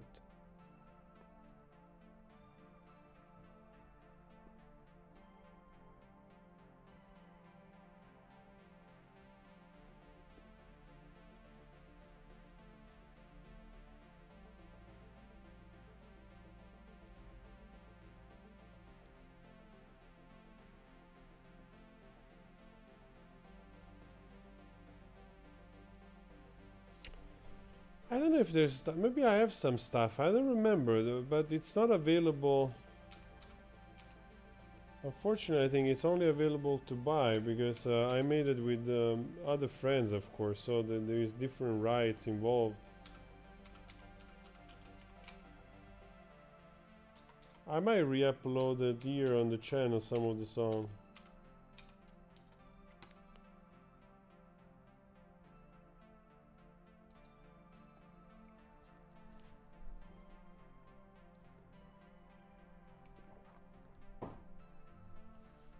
Well, the life here is slowly getting back to normal. It's not as normal, it's not as bad as in other places, of course. But I think, yeah, there is a sense. I will show you. I will show you also in the weeks to come. Maybe next week I go. Today I actually I wanted to go in town to do maybe a vlog, but it's raining and windy, so it's like I totally lost interest in getting out, honestly. But I'll show you how it looks. Now terraces are open until 6 o'clock. So people, when they can in the day, they sit outside. And I'm also looking forward to do it, just to have a coffee outside. Last week I went out on Sunday. Maybe I go out tomorrow. We'll see. If it's sunny day, I'll go tomorrow. Last Sunday I went out. It was nice to sit down for the first time having a coffee outside.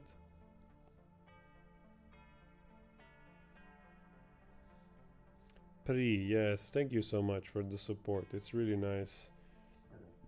the guys, they also enjoy doing the videos.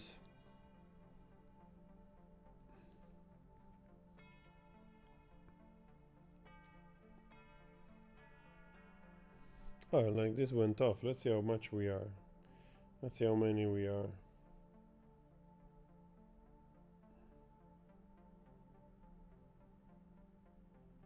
Oh, nice. We are 37. That's super nice.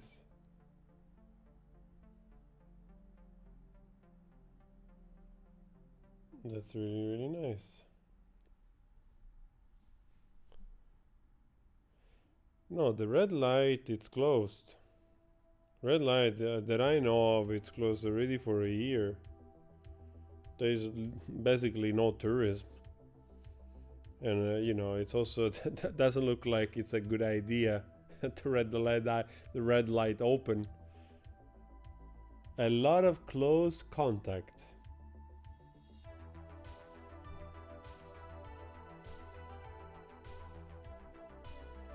Thank you, Gonzalo. There might be a song on my channel called Longing. If you write on my channel Longing Days After the Storm, you might find it actually, that song. It's here.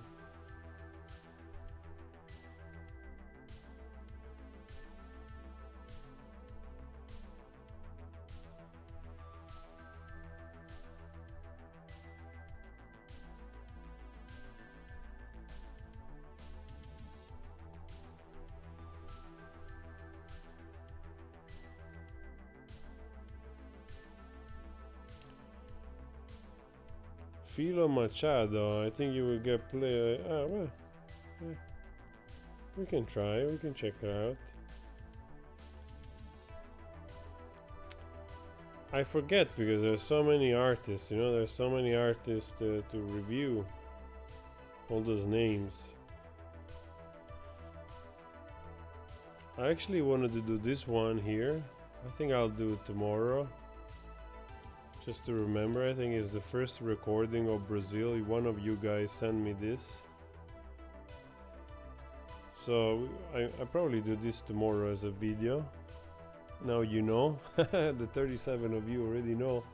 The 34 of you. I think we might do this tomorrow. I also have some international stuff.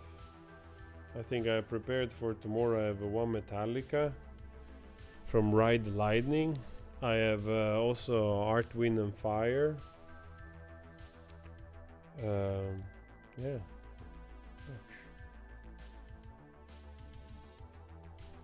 Celia Cruz and Fania, All Stars in Zaire, Africa. Alright. That sounds fun.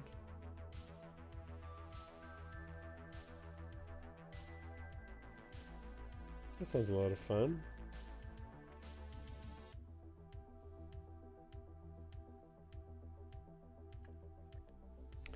Actually, I don't know, guys, how long we are chatting. I think it's a couple of hours.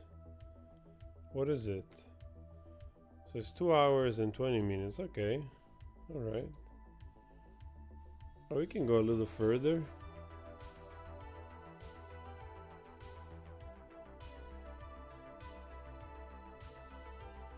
Yeah, maybe next time we do a reaction. Also, it's also difficult to do those live reaction because sometimes when you pick the videos and the videos then they get blocked afterwards, so then you know you have to cut the videos because of one video that you know it's a kind of a little complicated. Oh really? Days After the Storm is on Spotify? I actually didn't know. Maybe I don't know who put it there. I don't know. Let me see. Are you sure? Maybe it's a different band. Let me see. But you also have to know Vasco, my good friend from Portugal, which was basically mostly the composer of the music, and I was the composer of the melody and of course the lyrics of the songs. Maybe he put it there. I don't know. I have to ask. I haven't spoken to Vasco in a while.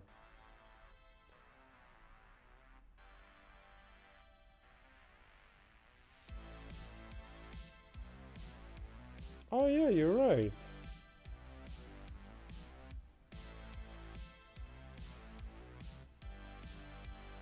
Can you listen to it? Oh yeah, guys, then you can listen to Days After the Storm on Spotify. I never advertise this stuff. It's a pity. I actually have to call Vasco. I have to thank him if it's taking care of this because I'm not taking care of it.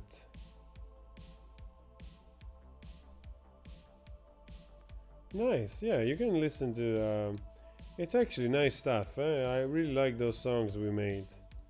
They're beautiful songs. Really great. The guys are great musicians. They were a lovely band, man. I have the great drummer. Vasco is an amazing bass player, also guitar player. It's like really, really nice stuff. We were really enjoying it. Unfortunately, yeah, then the band disbanded in 2011, but it was good stuff.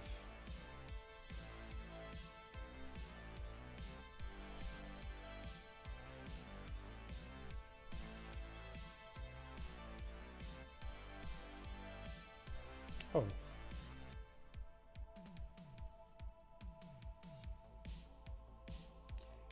no, I don't know the work of the architect.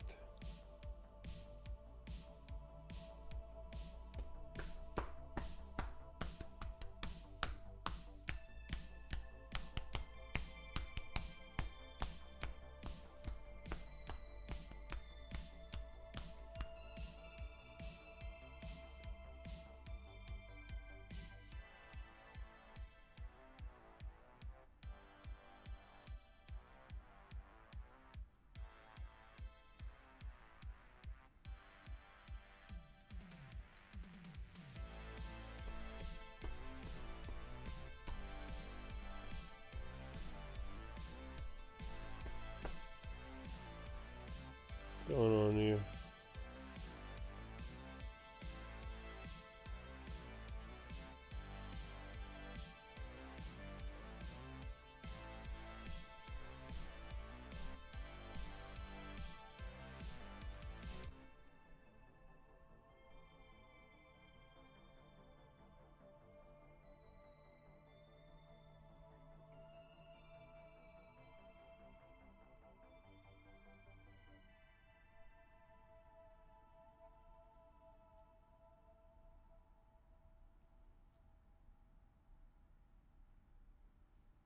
Where is the chat? I couldn't see the chat. Here we go, live chat.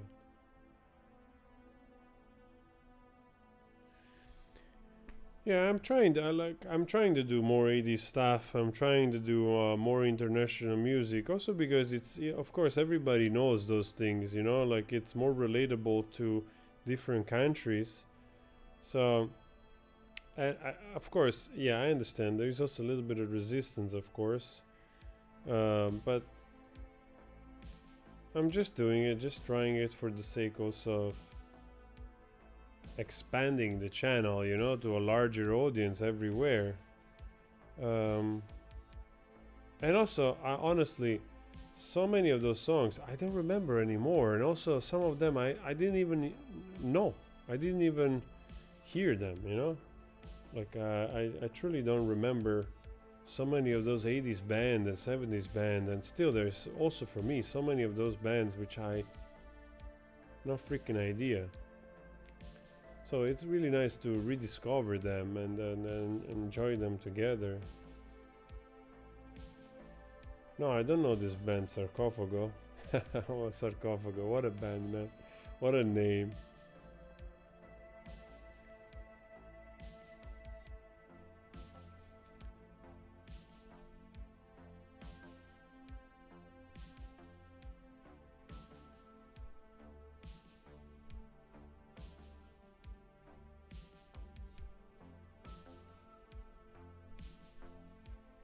Well, I'm interested in music from everywhere.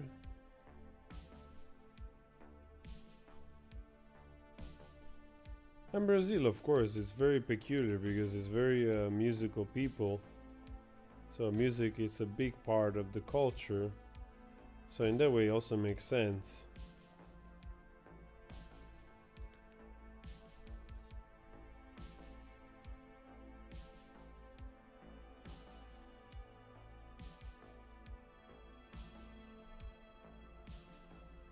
Yeah, I'm not doing a reaction here. Like there are the reaction on the channel. Today I uploaded already 2 videos. So if you haven't watched those, you can go check those out. And also maybe I just go, we're almost pushing for like, we're pushing for what, like almost 3 hours? I just wanted to spend a little bit of time with you guys. Just chit-chatting a little bit. Yeah, Gigi's funny, man. Gigi is such a little rocket. Such a little fucking beast. It's funny. Yesterday he puked 3 times on the floor, and it was, it was so funny. Like it wasn't probably something Forrest told me something he had as food. And he jumps around and then sleeps, and he runs around and then he sleeps. It's like a little tank.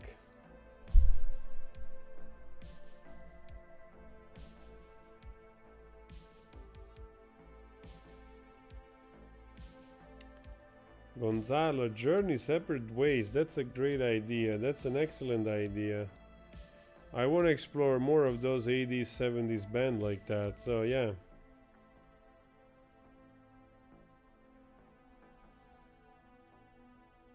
Like I said before, I really know almost close to nothing in Italian music, honestly.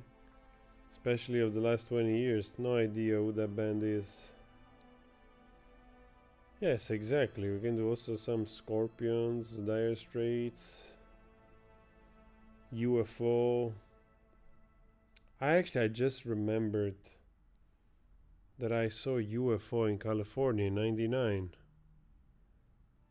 Well, at least I think. No, I don't think I saw UFO. I saw the guitar player UFO playing a concert. I think was a solo performance.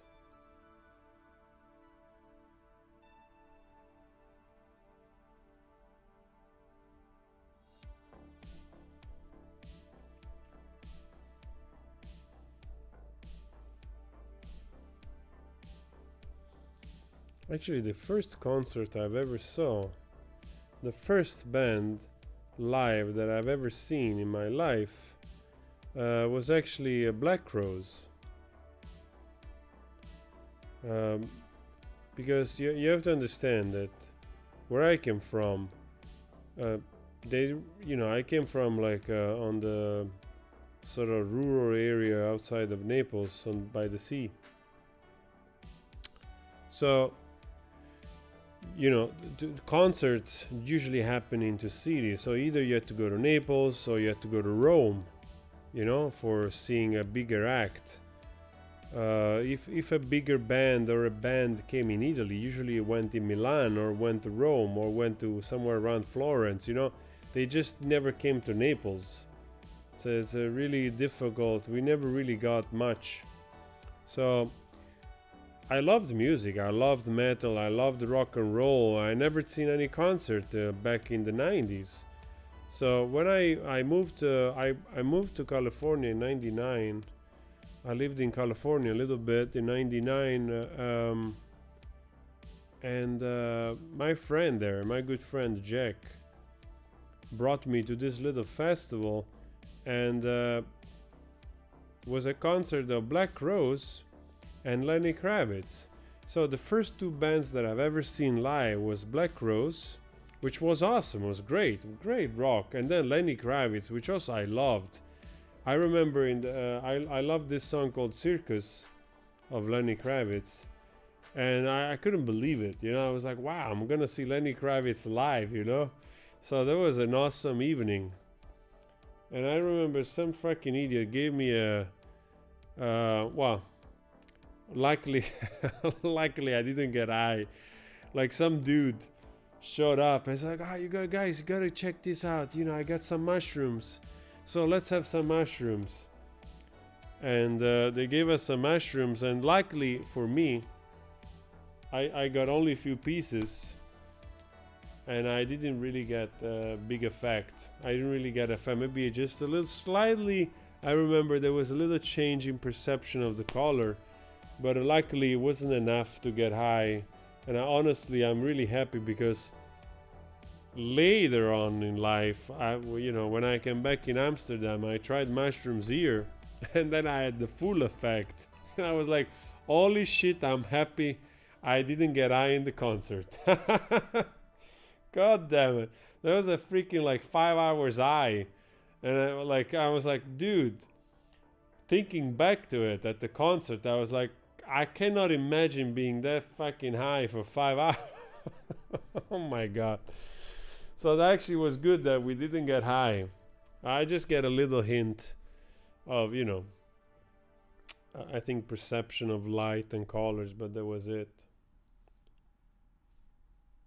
That was a great concert. It was a great concert. I had a lot of fun. So yes, now thinking back to it, I also have to thank Jack to bring me there. Super, super nice.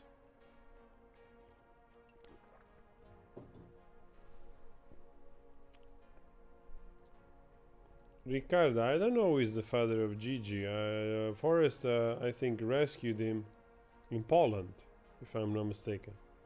So it's a rescue, it's a rescue dog from Poland.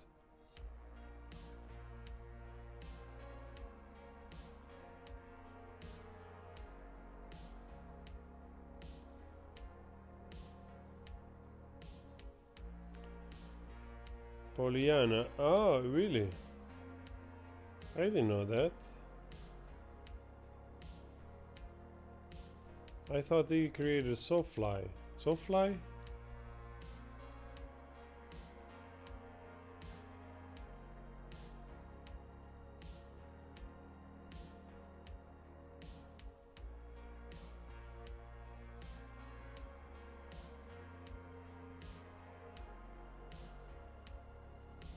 Do I know anything about the rational records of Timaya? What do you mean by rational records? No, I mean I know Timaya, some of the songs. Actually, some of the songs I really like Ella Partio. It's one of my favorite. Maybe not one of his best. I just like that song. And Gostava tanto de você. I like that song. I like Primavera. I just discovered Primavera, which was written also by Cassiano. I like that song.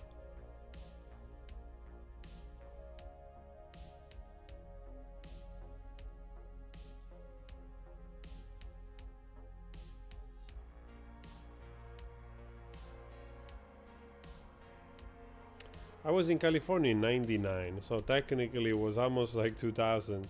But yeah, it was great. It was great. Actually, it's one of my regrets that I didn't stay. Of course, I couldn't stay, but I wish I could have. I wish I could have stayed. That was the intention. I've been back in California in 2014. I went back there. I lived in Los Angeles for a while. And maybe I'll do a trip soon. In the last years, I haven't traveled much.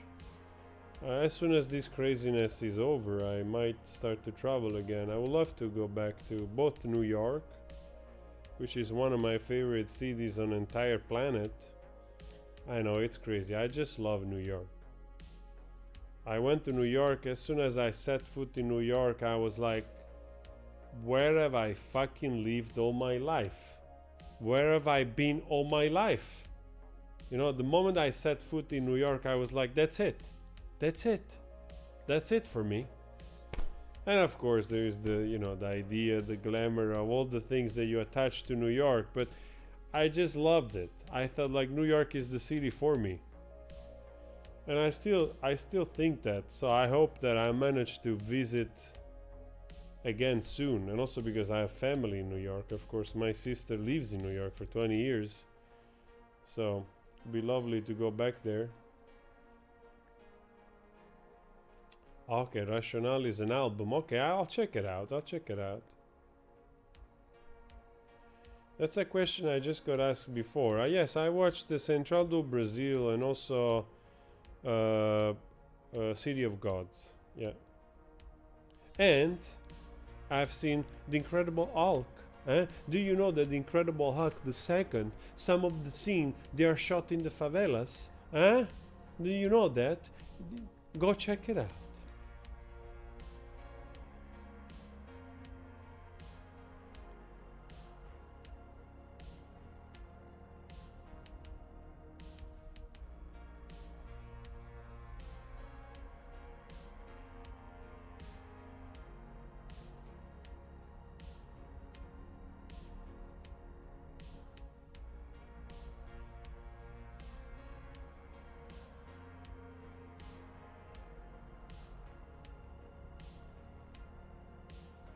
Hey, when you're coming to Brazil, that's a big question. I have no idea, honestly.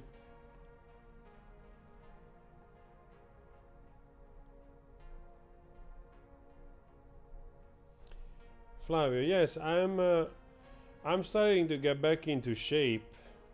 Um, Frankly, I'm out of shape. I don't know if you have seen that kind of Will Smith kind of post that you've seen lately, that he also confessed he's out of shape. I mean, I'm in that range. But I've always worked out. I love working out. I love weights. I was a way bigger guy when I was 23. I'm 190, and I was like 95 kilo, 96 kilo, like pretty big guy in terms also like, I was always working out with weights. So yeah, now I'm trying slowly to get back into shape, also because I had a problem with my shoulder here, which just was a little bit dislocated, and I had problem for years, in the last 2-3 years, and I'm still like trying to, because for whatever reason, I don't know, like I have difficulties.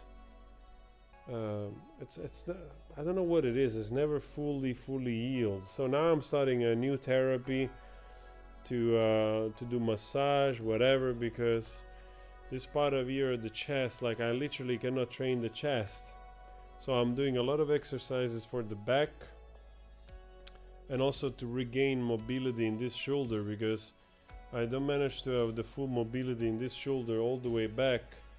So I'm doing a little bit more therapy, because I do like to weight, like to do all kinds of exercises with weights, but I could never get fully in, because if I train too much, I start to get pain in the shoulder. So I'm doing more exercises and stretches and whatever to fully heal that part. And yeah, so hopefully I'll get back into good shape, like Will Smith.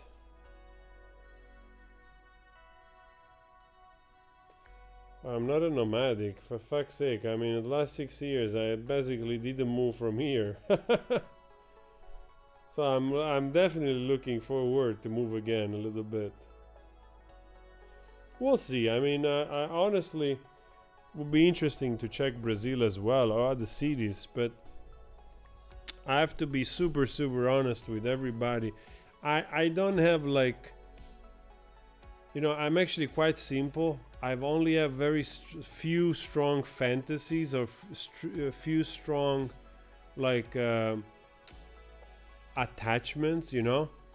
I don't dream to live in Rio de Janeiro. I don't dream of living in Buenos Aires. I don't dream of living in Singapore, or I don't dream of living in Rome or in Milan, so I never had that kind of compelling need to sort of, just to give you an example.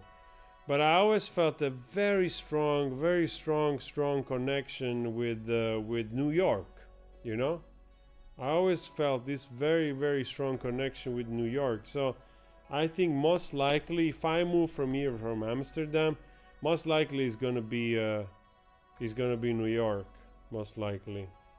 But that said, if I like time allowing and future allowing, I would definitely love to see. I love what I suffered the most here in what I've suffered here the most in the Netherlands is the winter. So I would love to move, you know, like in places in the winter where it's warm for a few months. So that's not an impossibility to check out, you know, some places in Brazil when here it's cold, or when, you know, if I move from here and spending the months of, I don't know, between January and February or something in a warm climate, that's probably like very appealing to me.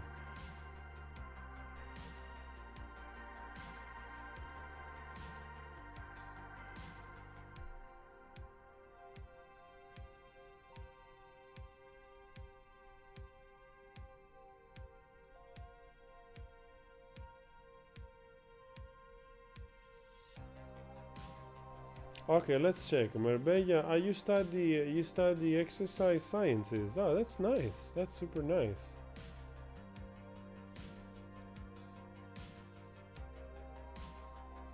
You see? It's like we have good therapists in the chat here. I wish you lived around here, so maybe you could visit me, giving me some good exercises to fix this problem.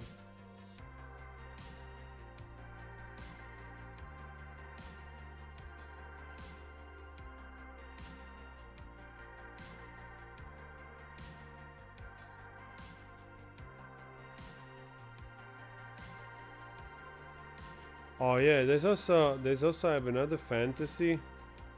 I would love to check San Miguel de Allende in Mexico. I know that it's a popular location, you know, for I know it's a popular location for Americans. But it looks so lovely, man. Like if you have never seen San Miguel de Allende, it looks so folkloristic and nice.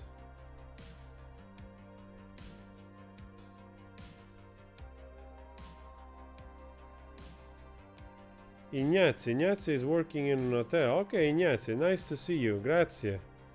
Buon lavoro. Mi raccomando, passa un buon weekend. Ci sentiamo presto, ok? Oh yeah, man, the ideal would be just fantastic. Living whenever in the northern hemisphere it's cold, just to move in the warmer place. 100%. 100%. That's my dream. That's what I want to do.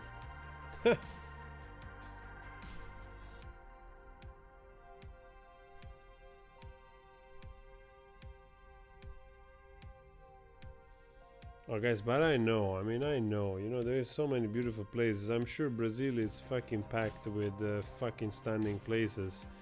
I mean, you know, I know. My brother is a captain. He's been my older brother. He's a captain and he's been in Brazil so many times. He has done a lot of cruises in those areas of Brazil and South America because he's a captain on passenger ships. So he really likes Rio de Janeiro. He's been there many times. Also, his wife loves Rio. Every time I speak to her, she always tells me like how much she loved Rio de Janeiro. But Italian in general, they're very attracted to Brazil and Rio de Janeiro because, especially Italian from the south, you know, like I've said this before, we love the summer. We have a great summer. We have proper summer. Especially if you're by the sea, you know, it's warm, it's lovely. So in the winter we miss the summer because the weather, of course, changes. You don't go to the beach. So Italian, they're in love with warm places. And Brazil is one of them. There's a total fascination and connection with Brazil, 100%. From South America, also in general, there's a big love.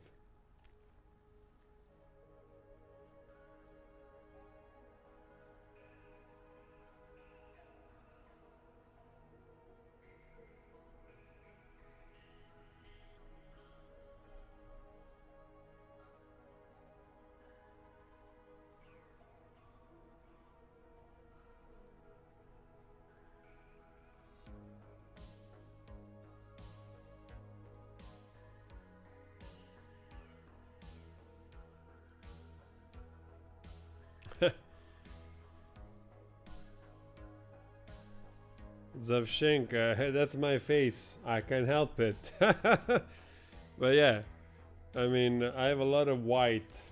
I went white pretty early. So yeah, I can't help it. But I do like to grow the beard and then shave it to grow a I know that when I have the beard, I look like 10 years older. I know. I'm 44 and I look like 55. I know. And being white also doesn't really help a lot. Cheers, Jizza.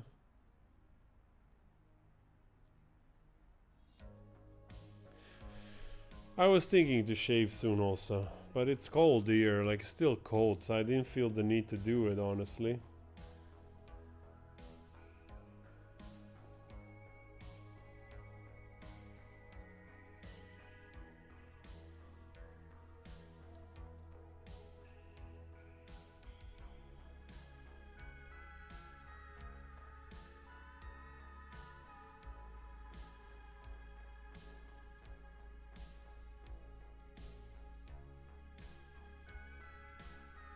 I don't know those bands, guys. Flavio, I don't know those bands.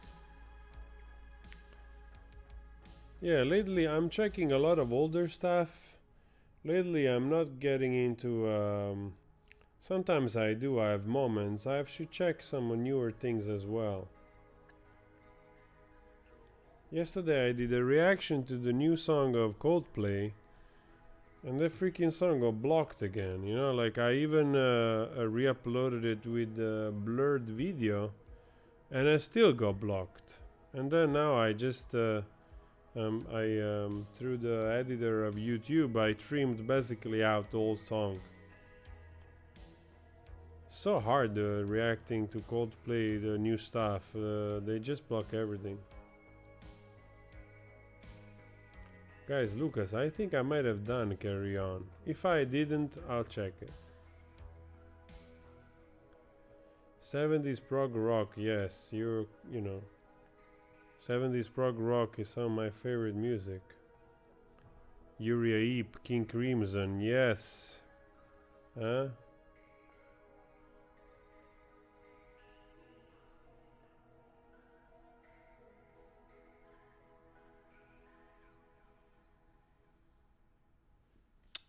Well, you know, you cannot choose those things because they are done in different times, you know. I honestly, lately I'm not painting a lot, not at all. But sometimes comes back, and I feel the need to paint a little bit more. And sometimes, definitely singing, it's more. But it's done in different occasions, you know. It's a different thing.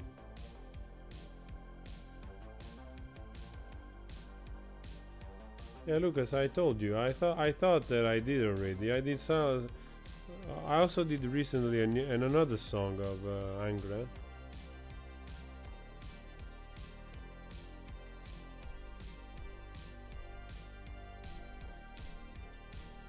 Yeah, Gino, I was thinking to do some of this also peculiar stuff. Dimmu Borgir, yeah, yes.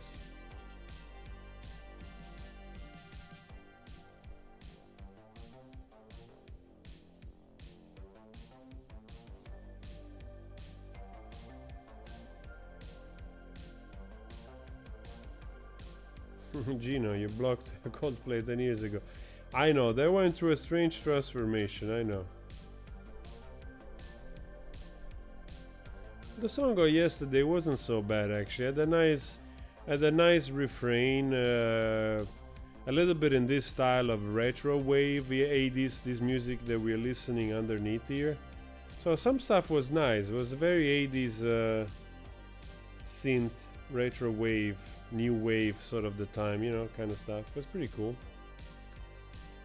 But yes, they became a bit like a global phenomenon, and then when you become that, you usually have to, you know, kind of find a compromise. You have to find a compromise to the music you produce. I definitely love the early days of Coldplay.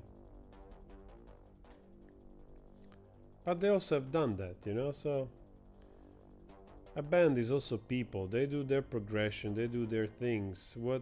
What music they do afterwards, even if it's not on par with what they've done before, that does not cancel what they've done before. And it's a personal growth for each individual, you know. So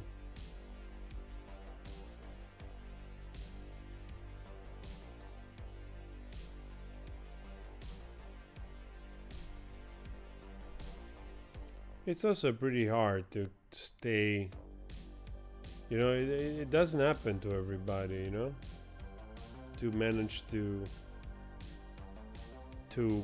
reinvent yourself or to recreate some of the stuff that you've done. But they've done it. So, you know, some like The Scientist, some Fix You, those are great songs. Yellow, I mean, you cannot take that away, and they've done those things, and you know.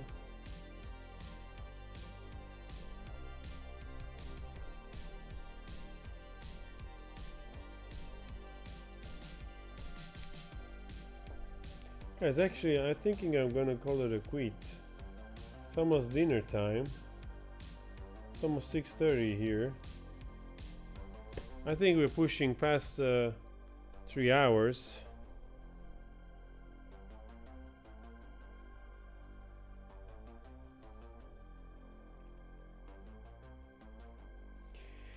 Yeah, I mean, Gino, you know, it's also like, you know, as a musician, you do stuff and you also try new things. And, you know, one person doesn't like your stuff, another 10 will like it. So you lose some, you gain some in the way. And it's also good. It's also fine, you know. You appeal perhaps to a new generation, you know. Maybe the generation that is listening to this new song of Coldplay is not the same that we were listening, you know, in 2000. So it's also fine. It's also fine that way, you know.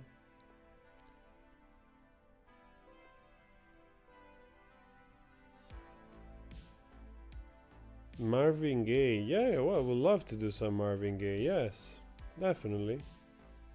We'll do some Marvin Gaye. I have to remember it, but we'll do it.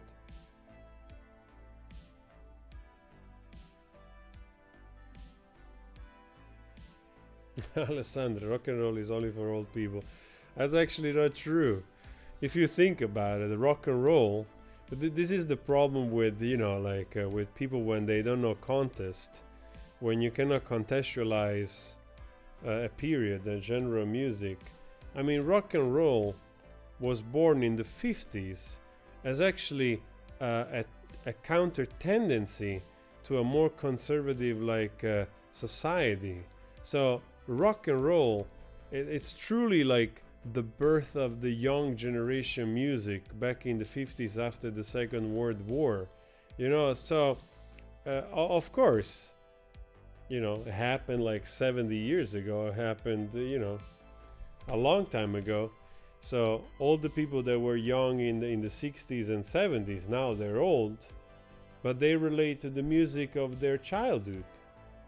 So in fact, it's not music for old people. Like what you're saying is incorrect.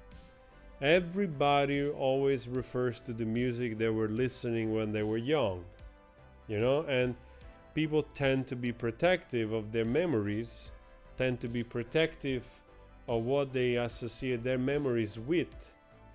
And of course, the newer generation wants their language and is going to fight what comes before. And this is a common dynamic of humanity. It's a common dynamic in society. The new generation always wants to find a way to assert themselves with their means, with their voice, with their memes, you know, with their jokes, with their like slang and so on and so forth. And in doing so, they're always thinking that they are original, but they are as original as the previous generation, which was doing exactly the same thing to try to you know, move away from what was created before. So in that respect, when you look at things in that, you know, contest, then you realize we just keep repeating the same stuff. And if you're open-minded enough, you can just enjoy the wave of new, you know. For instance, I give you an example and then I'm off. I'm not so fond of trap music, you know. A lot of the stuff for me it's quite redundant. It's also quite superficial, but at the same time, I don't discredit it completely. You know, I'm not saying like, hey, no, guys, you know, fuck this trap music. It shouldn't exist. You know, like you guys are a bunch of idiots for doing so. Because there are levels also in you know in the trap music and all this new electronic and more superficial pop. There's still like, you know, something going on.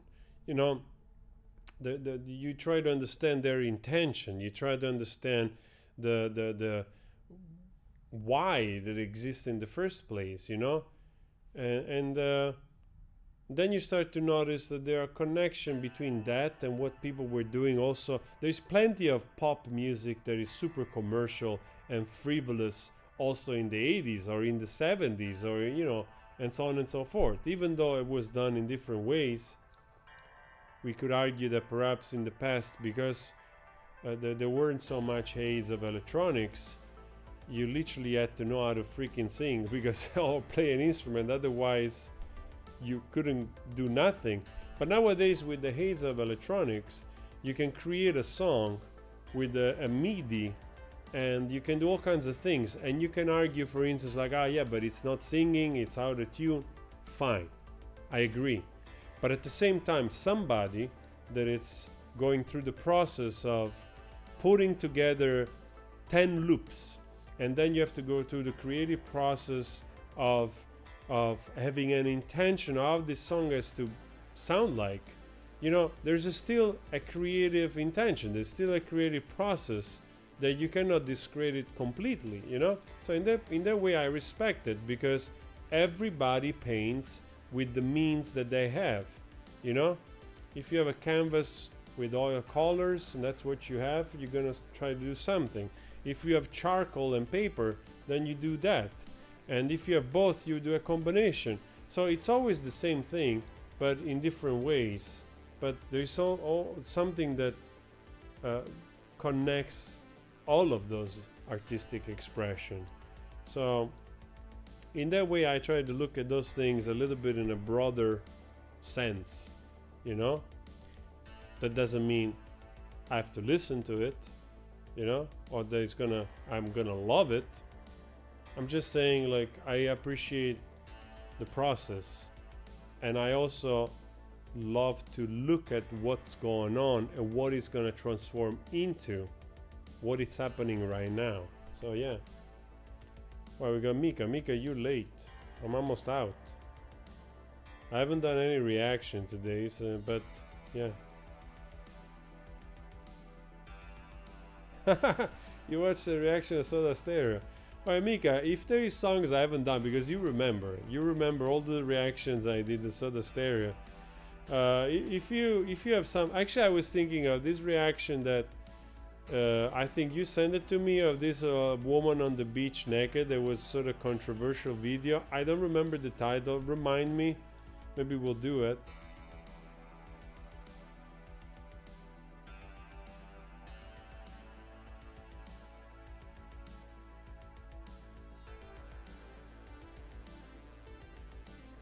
Alright, guys.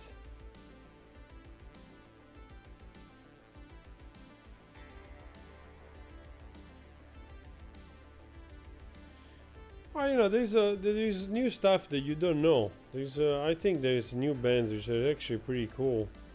More in the indie sphere, more in the indie alternative areas. It's actually pretty cool.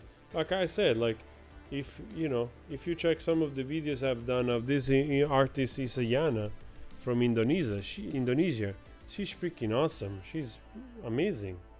She's a great singer. She's a great opera singer. She's a multi-instrumentalist, very young, and you're like, wow, this fucking girl is amazing. And it's new stuff just happening now. But of course, you know, it's not going to be advertised a lot in the US or Brazil or in Argentina or Mexico because it comes from Indonesia. But that's why also we do those reactions, you know?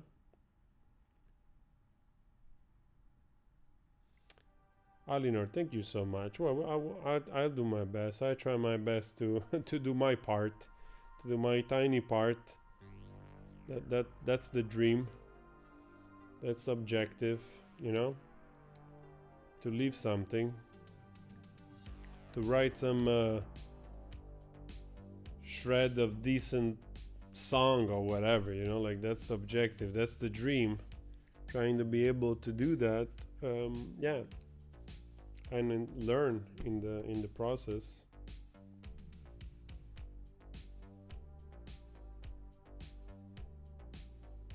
I love vodka. Wow, you did a lot of stuff. You've been very productive today. Very good. Very good. Your nickname does not suggest that productivity level. So, very good thumbs up for you. I love vodka. Huh? You have been absolutely productive. We are all proud of you. Yeah, I've been here like long. I was just saying that I'm gonna call it a quit. But I felt I haven't showed up online in a long time, and I explained you before why. And hopefully that period has passed, so we're not gonna have any more crazy stalkers and shit like that, so that we can just enjoy, and I can also enjoy coming online and do reactions, do talking, whatever, you know, like, and also do live maybe with the boys. So yeah. Mika, don't forget to send me some reaction for Soda Stereo. You know that I love Soda Stereo too. So if I haven't done some, send it over, we'll do it. And guys, guys, I wish you a lovely, lovely weekend. Maybe I come back tomorrow, I don't know. For those of you that just joined in, I'm sorry. We have been online here, I think, for 3 hours. So I look forward to see you again soon. Thank you so much for the questions. Thank you so much for staying. I love the interaction like this. That's super lovely. And we're gonna do it more often, hopefully. Stay safe. Enjoy your afternoon. Nice to see all of you. You take good care. I'm just gonna go. Ciao, ciao, guys. How do we stop this? Bye. See you.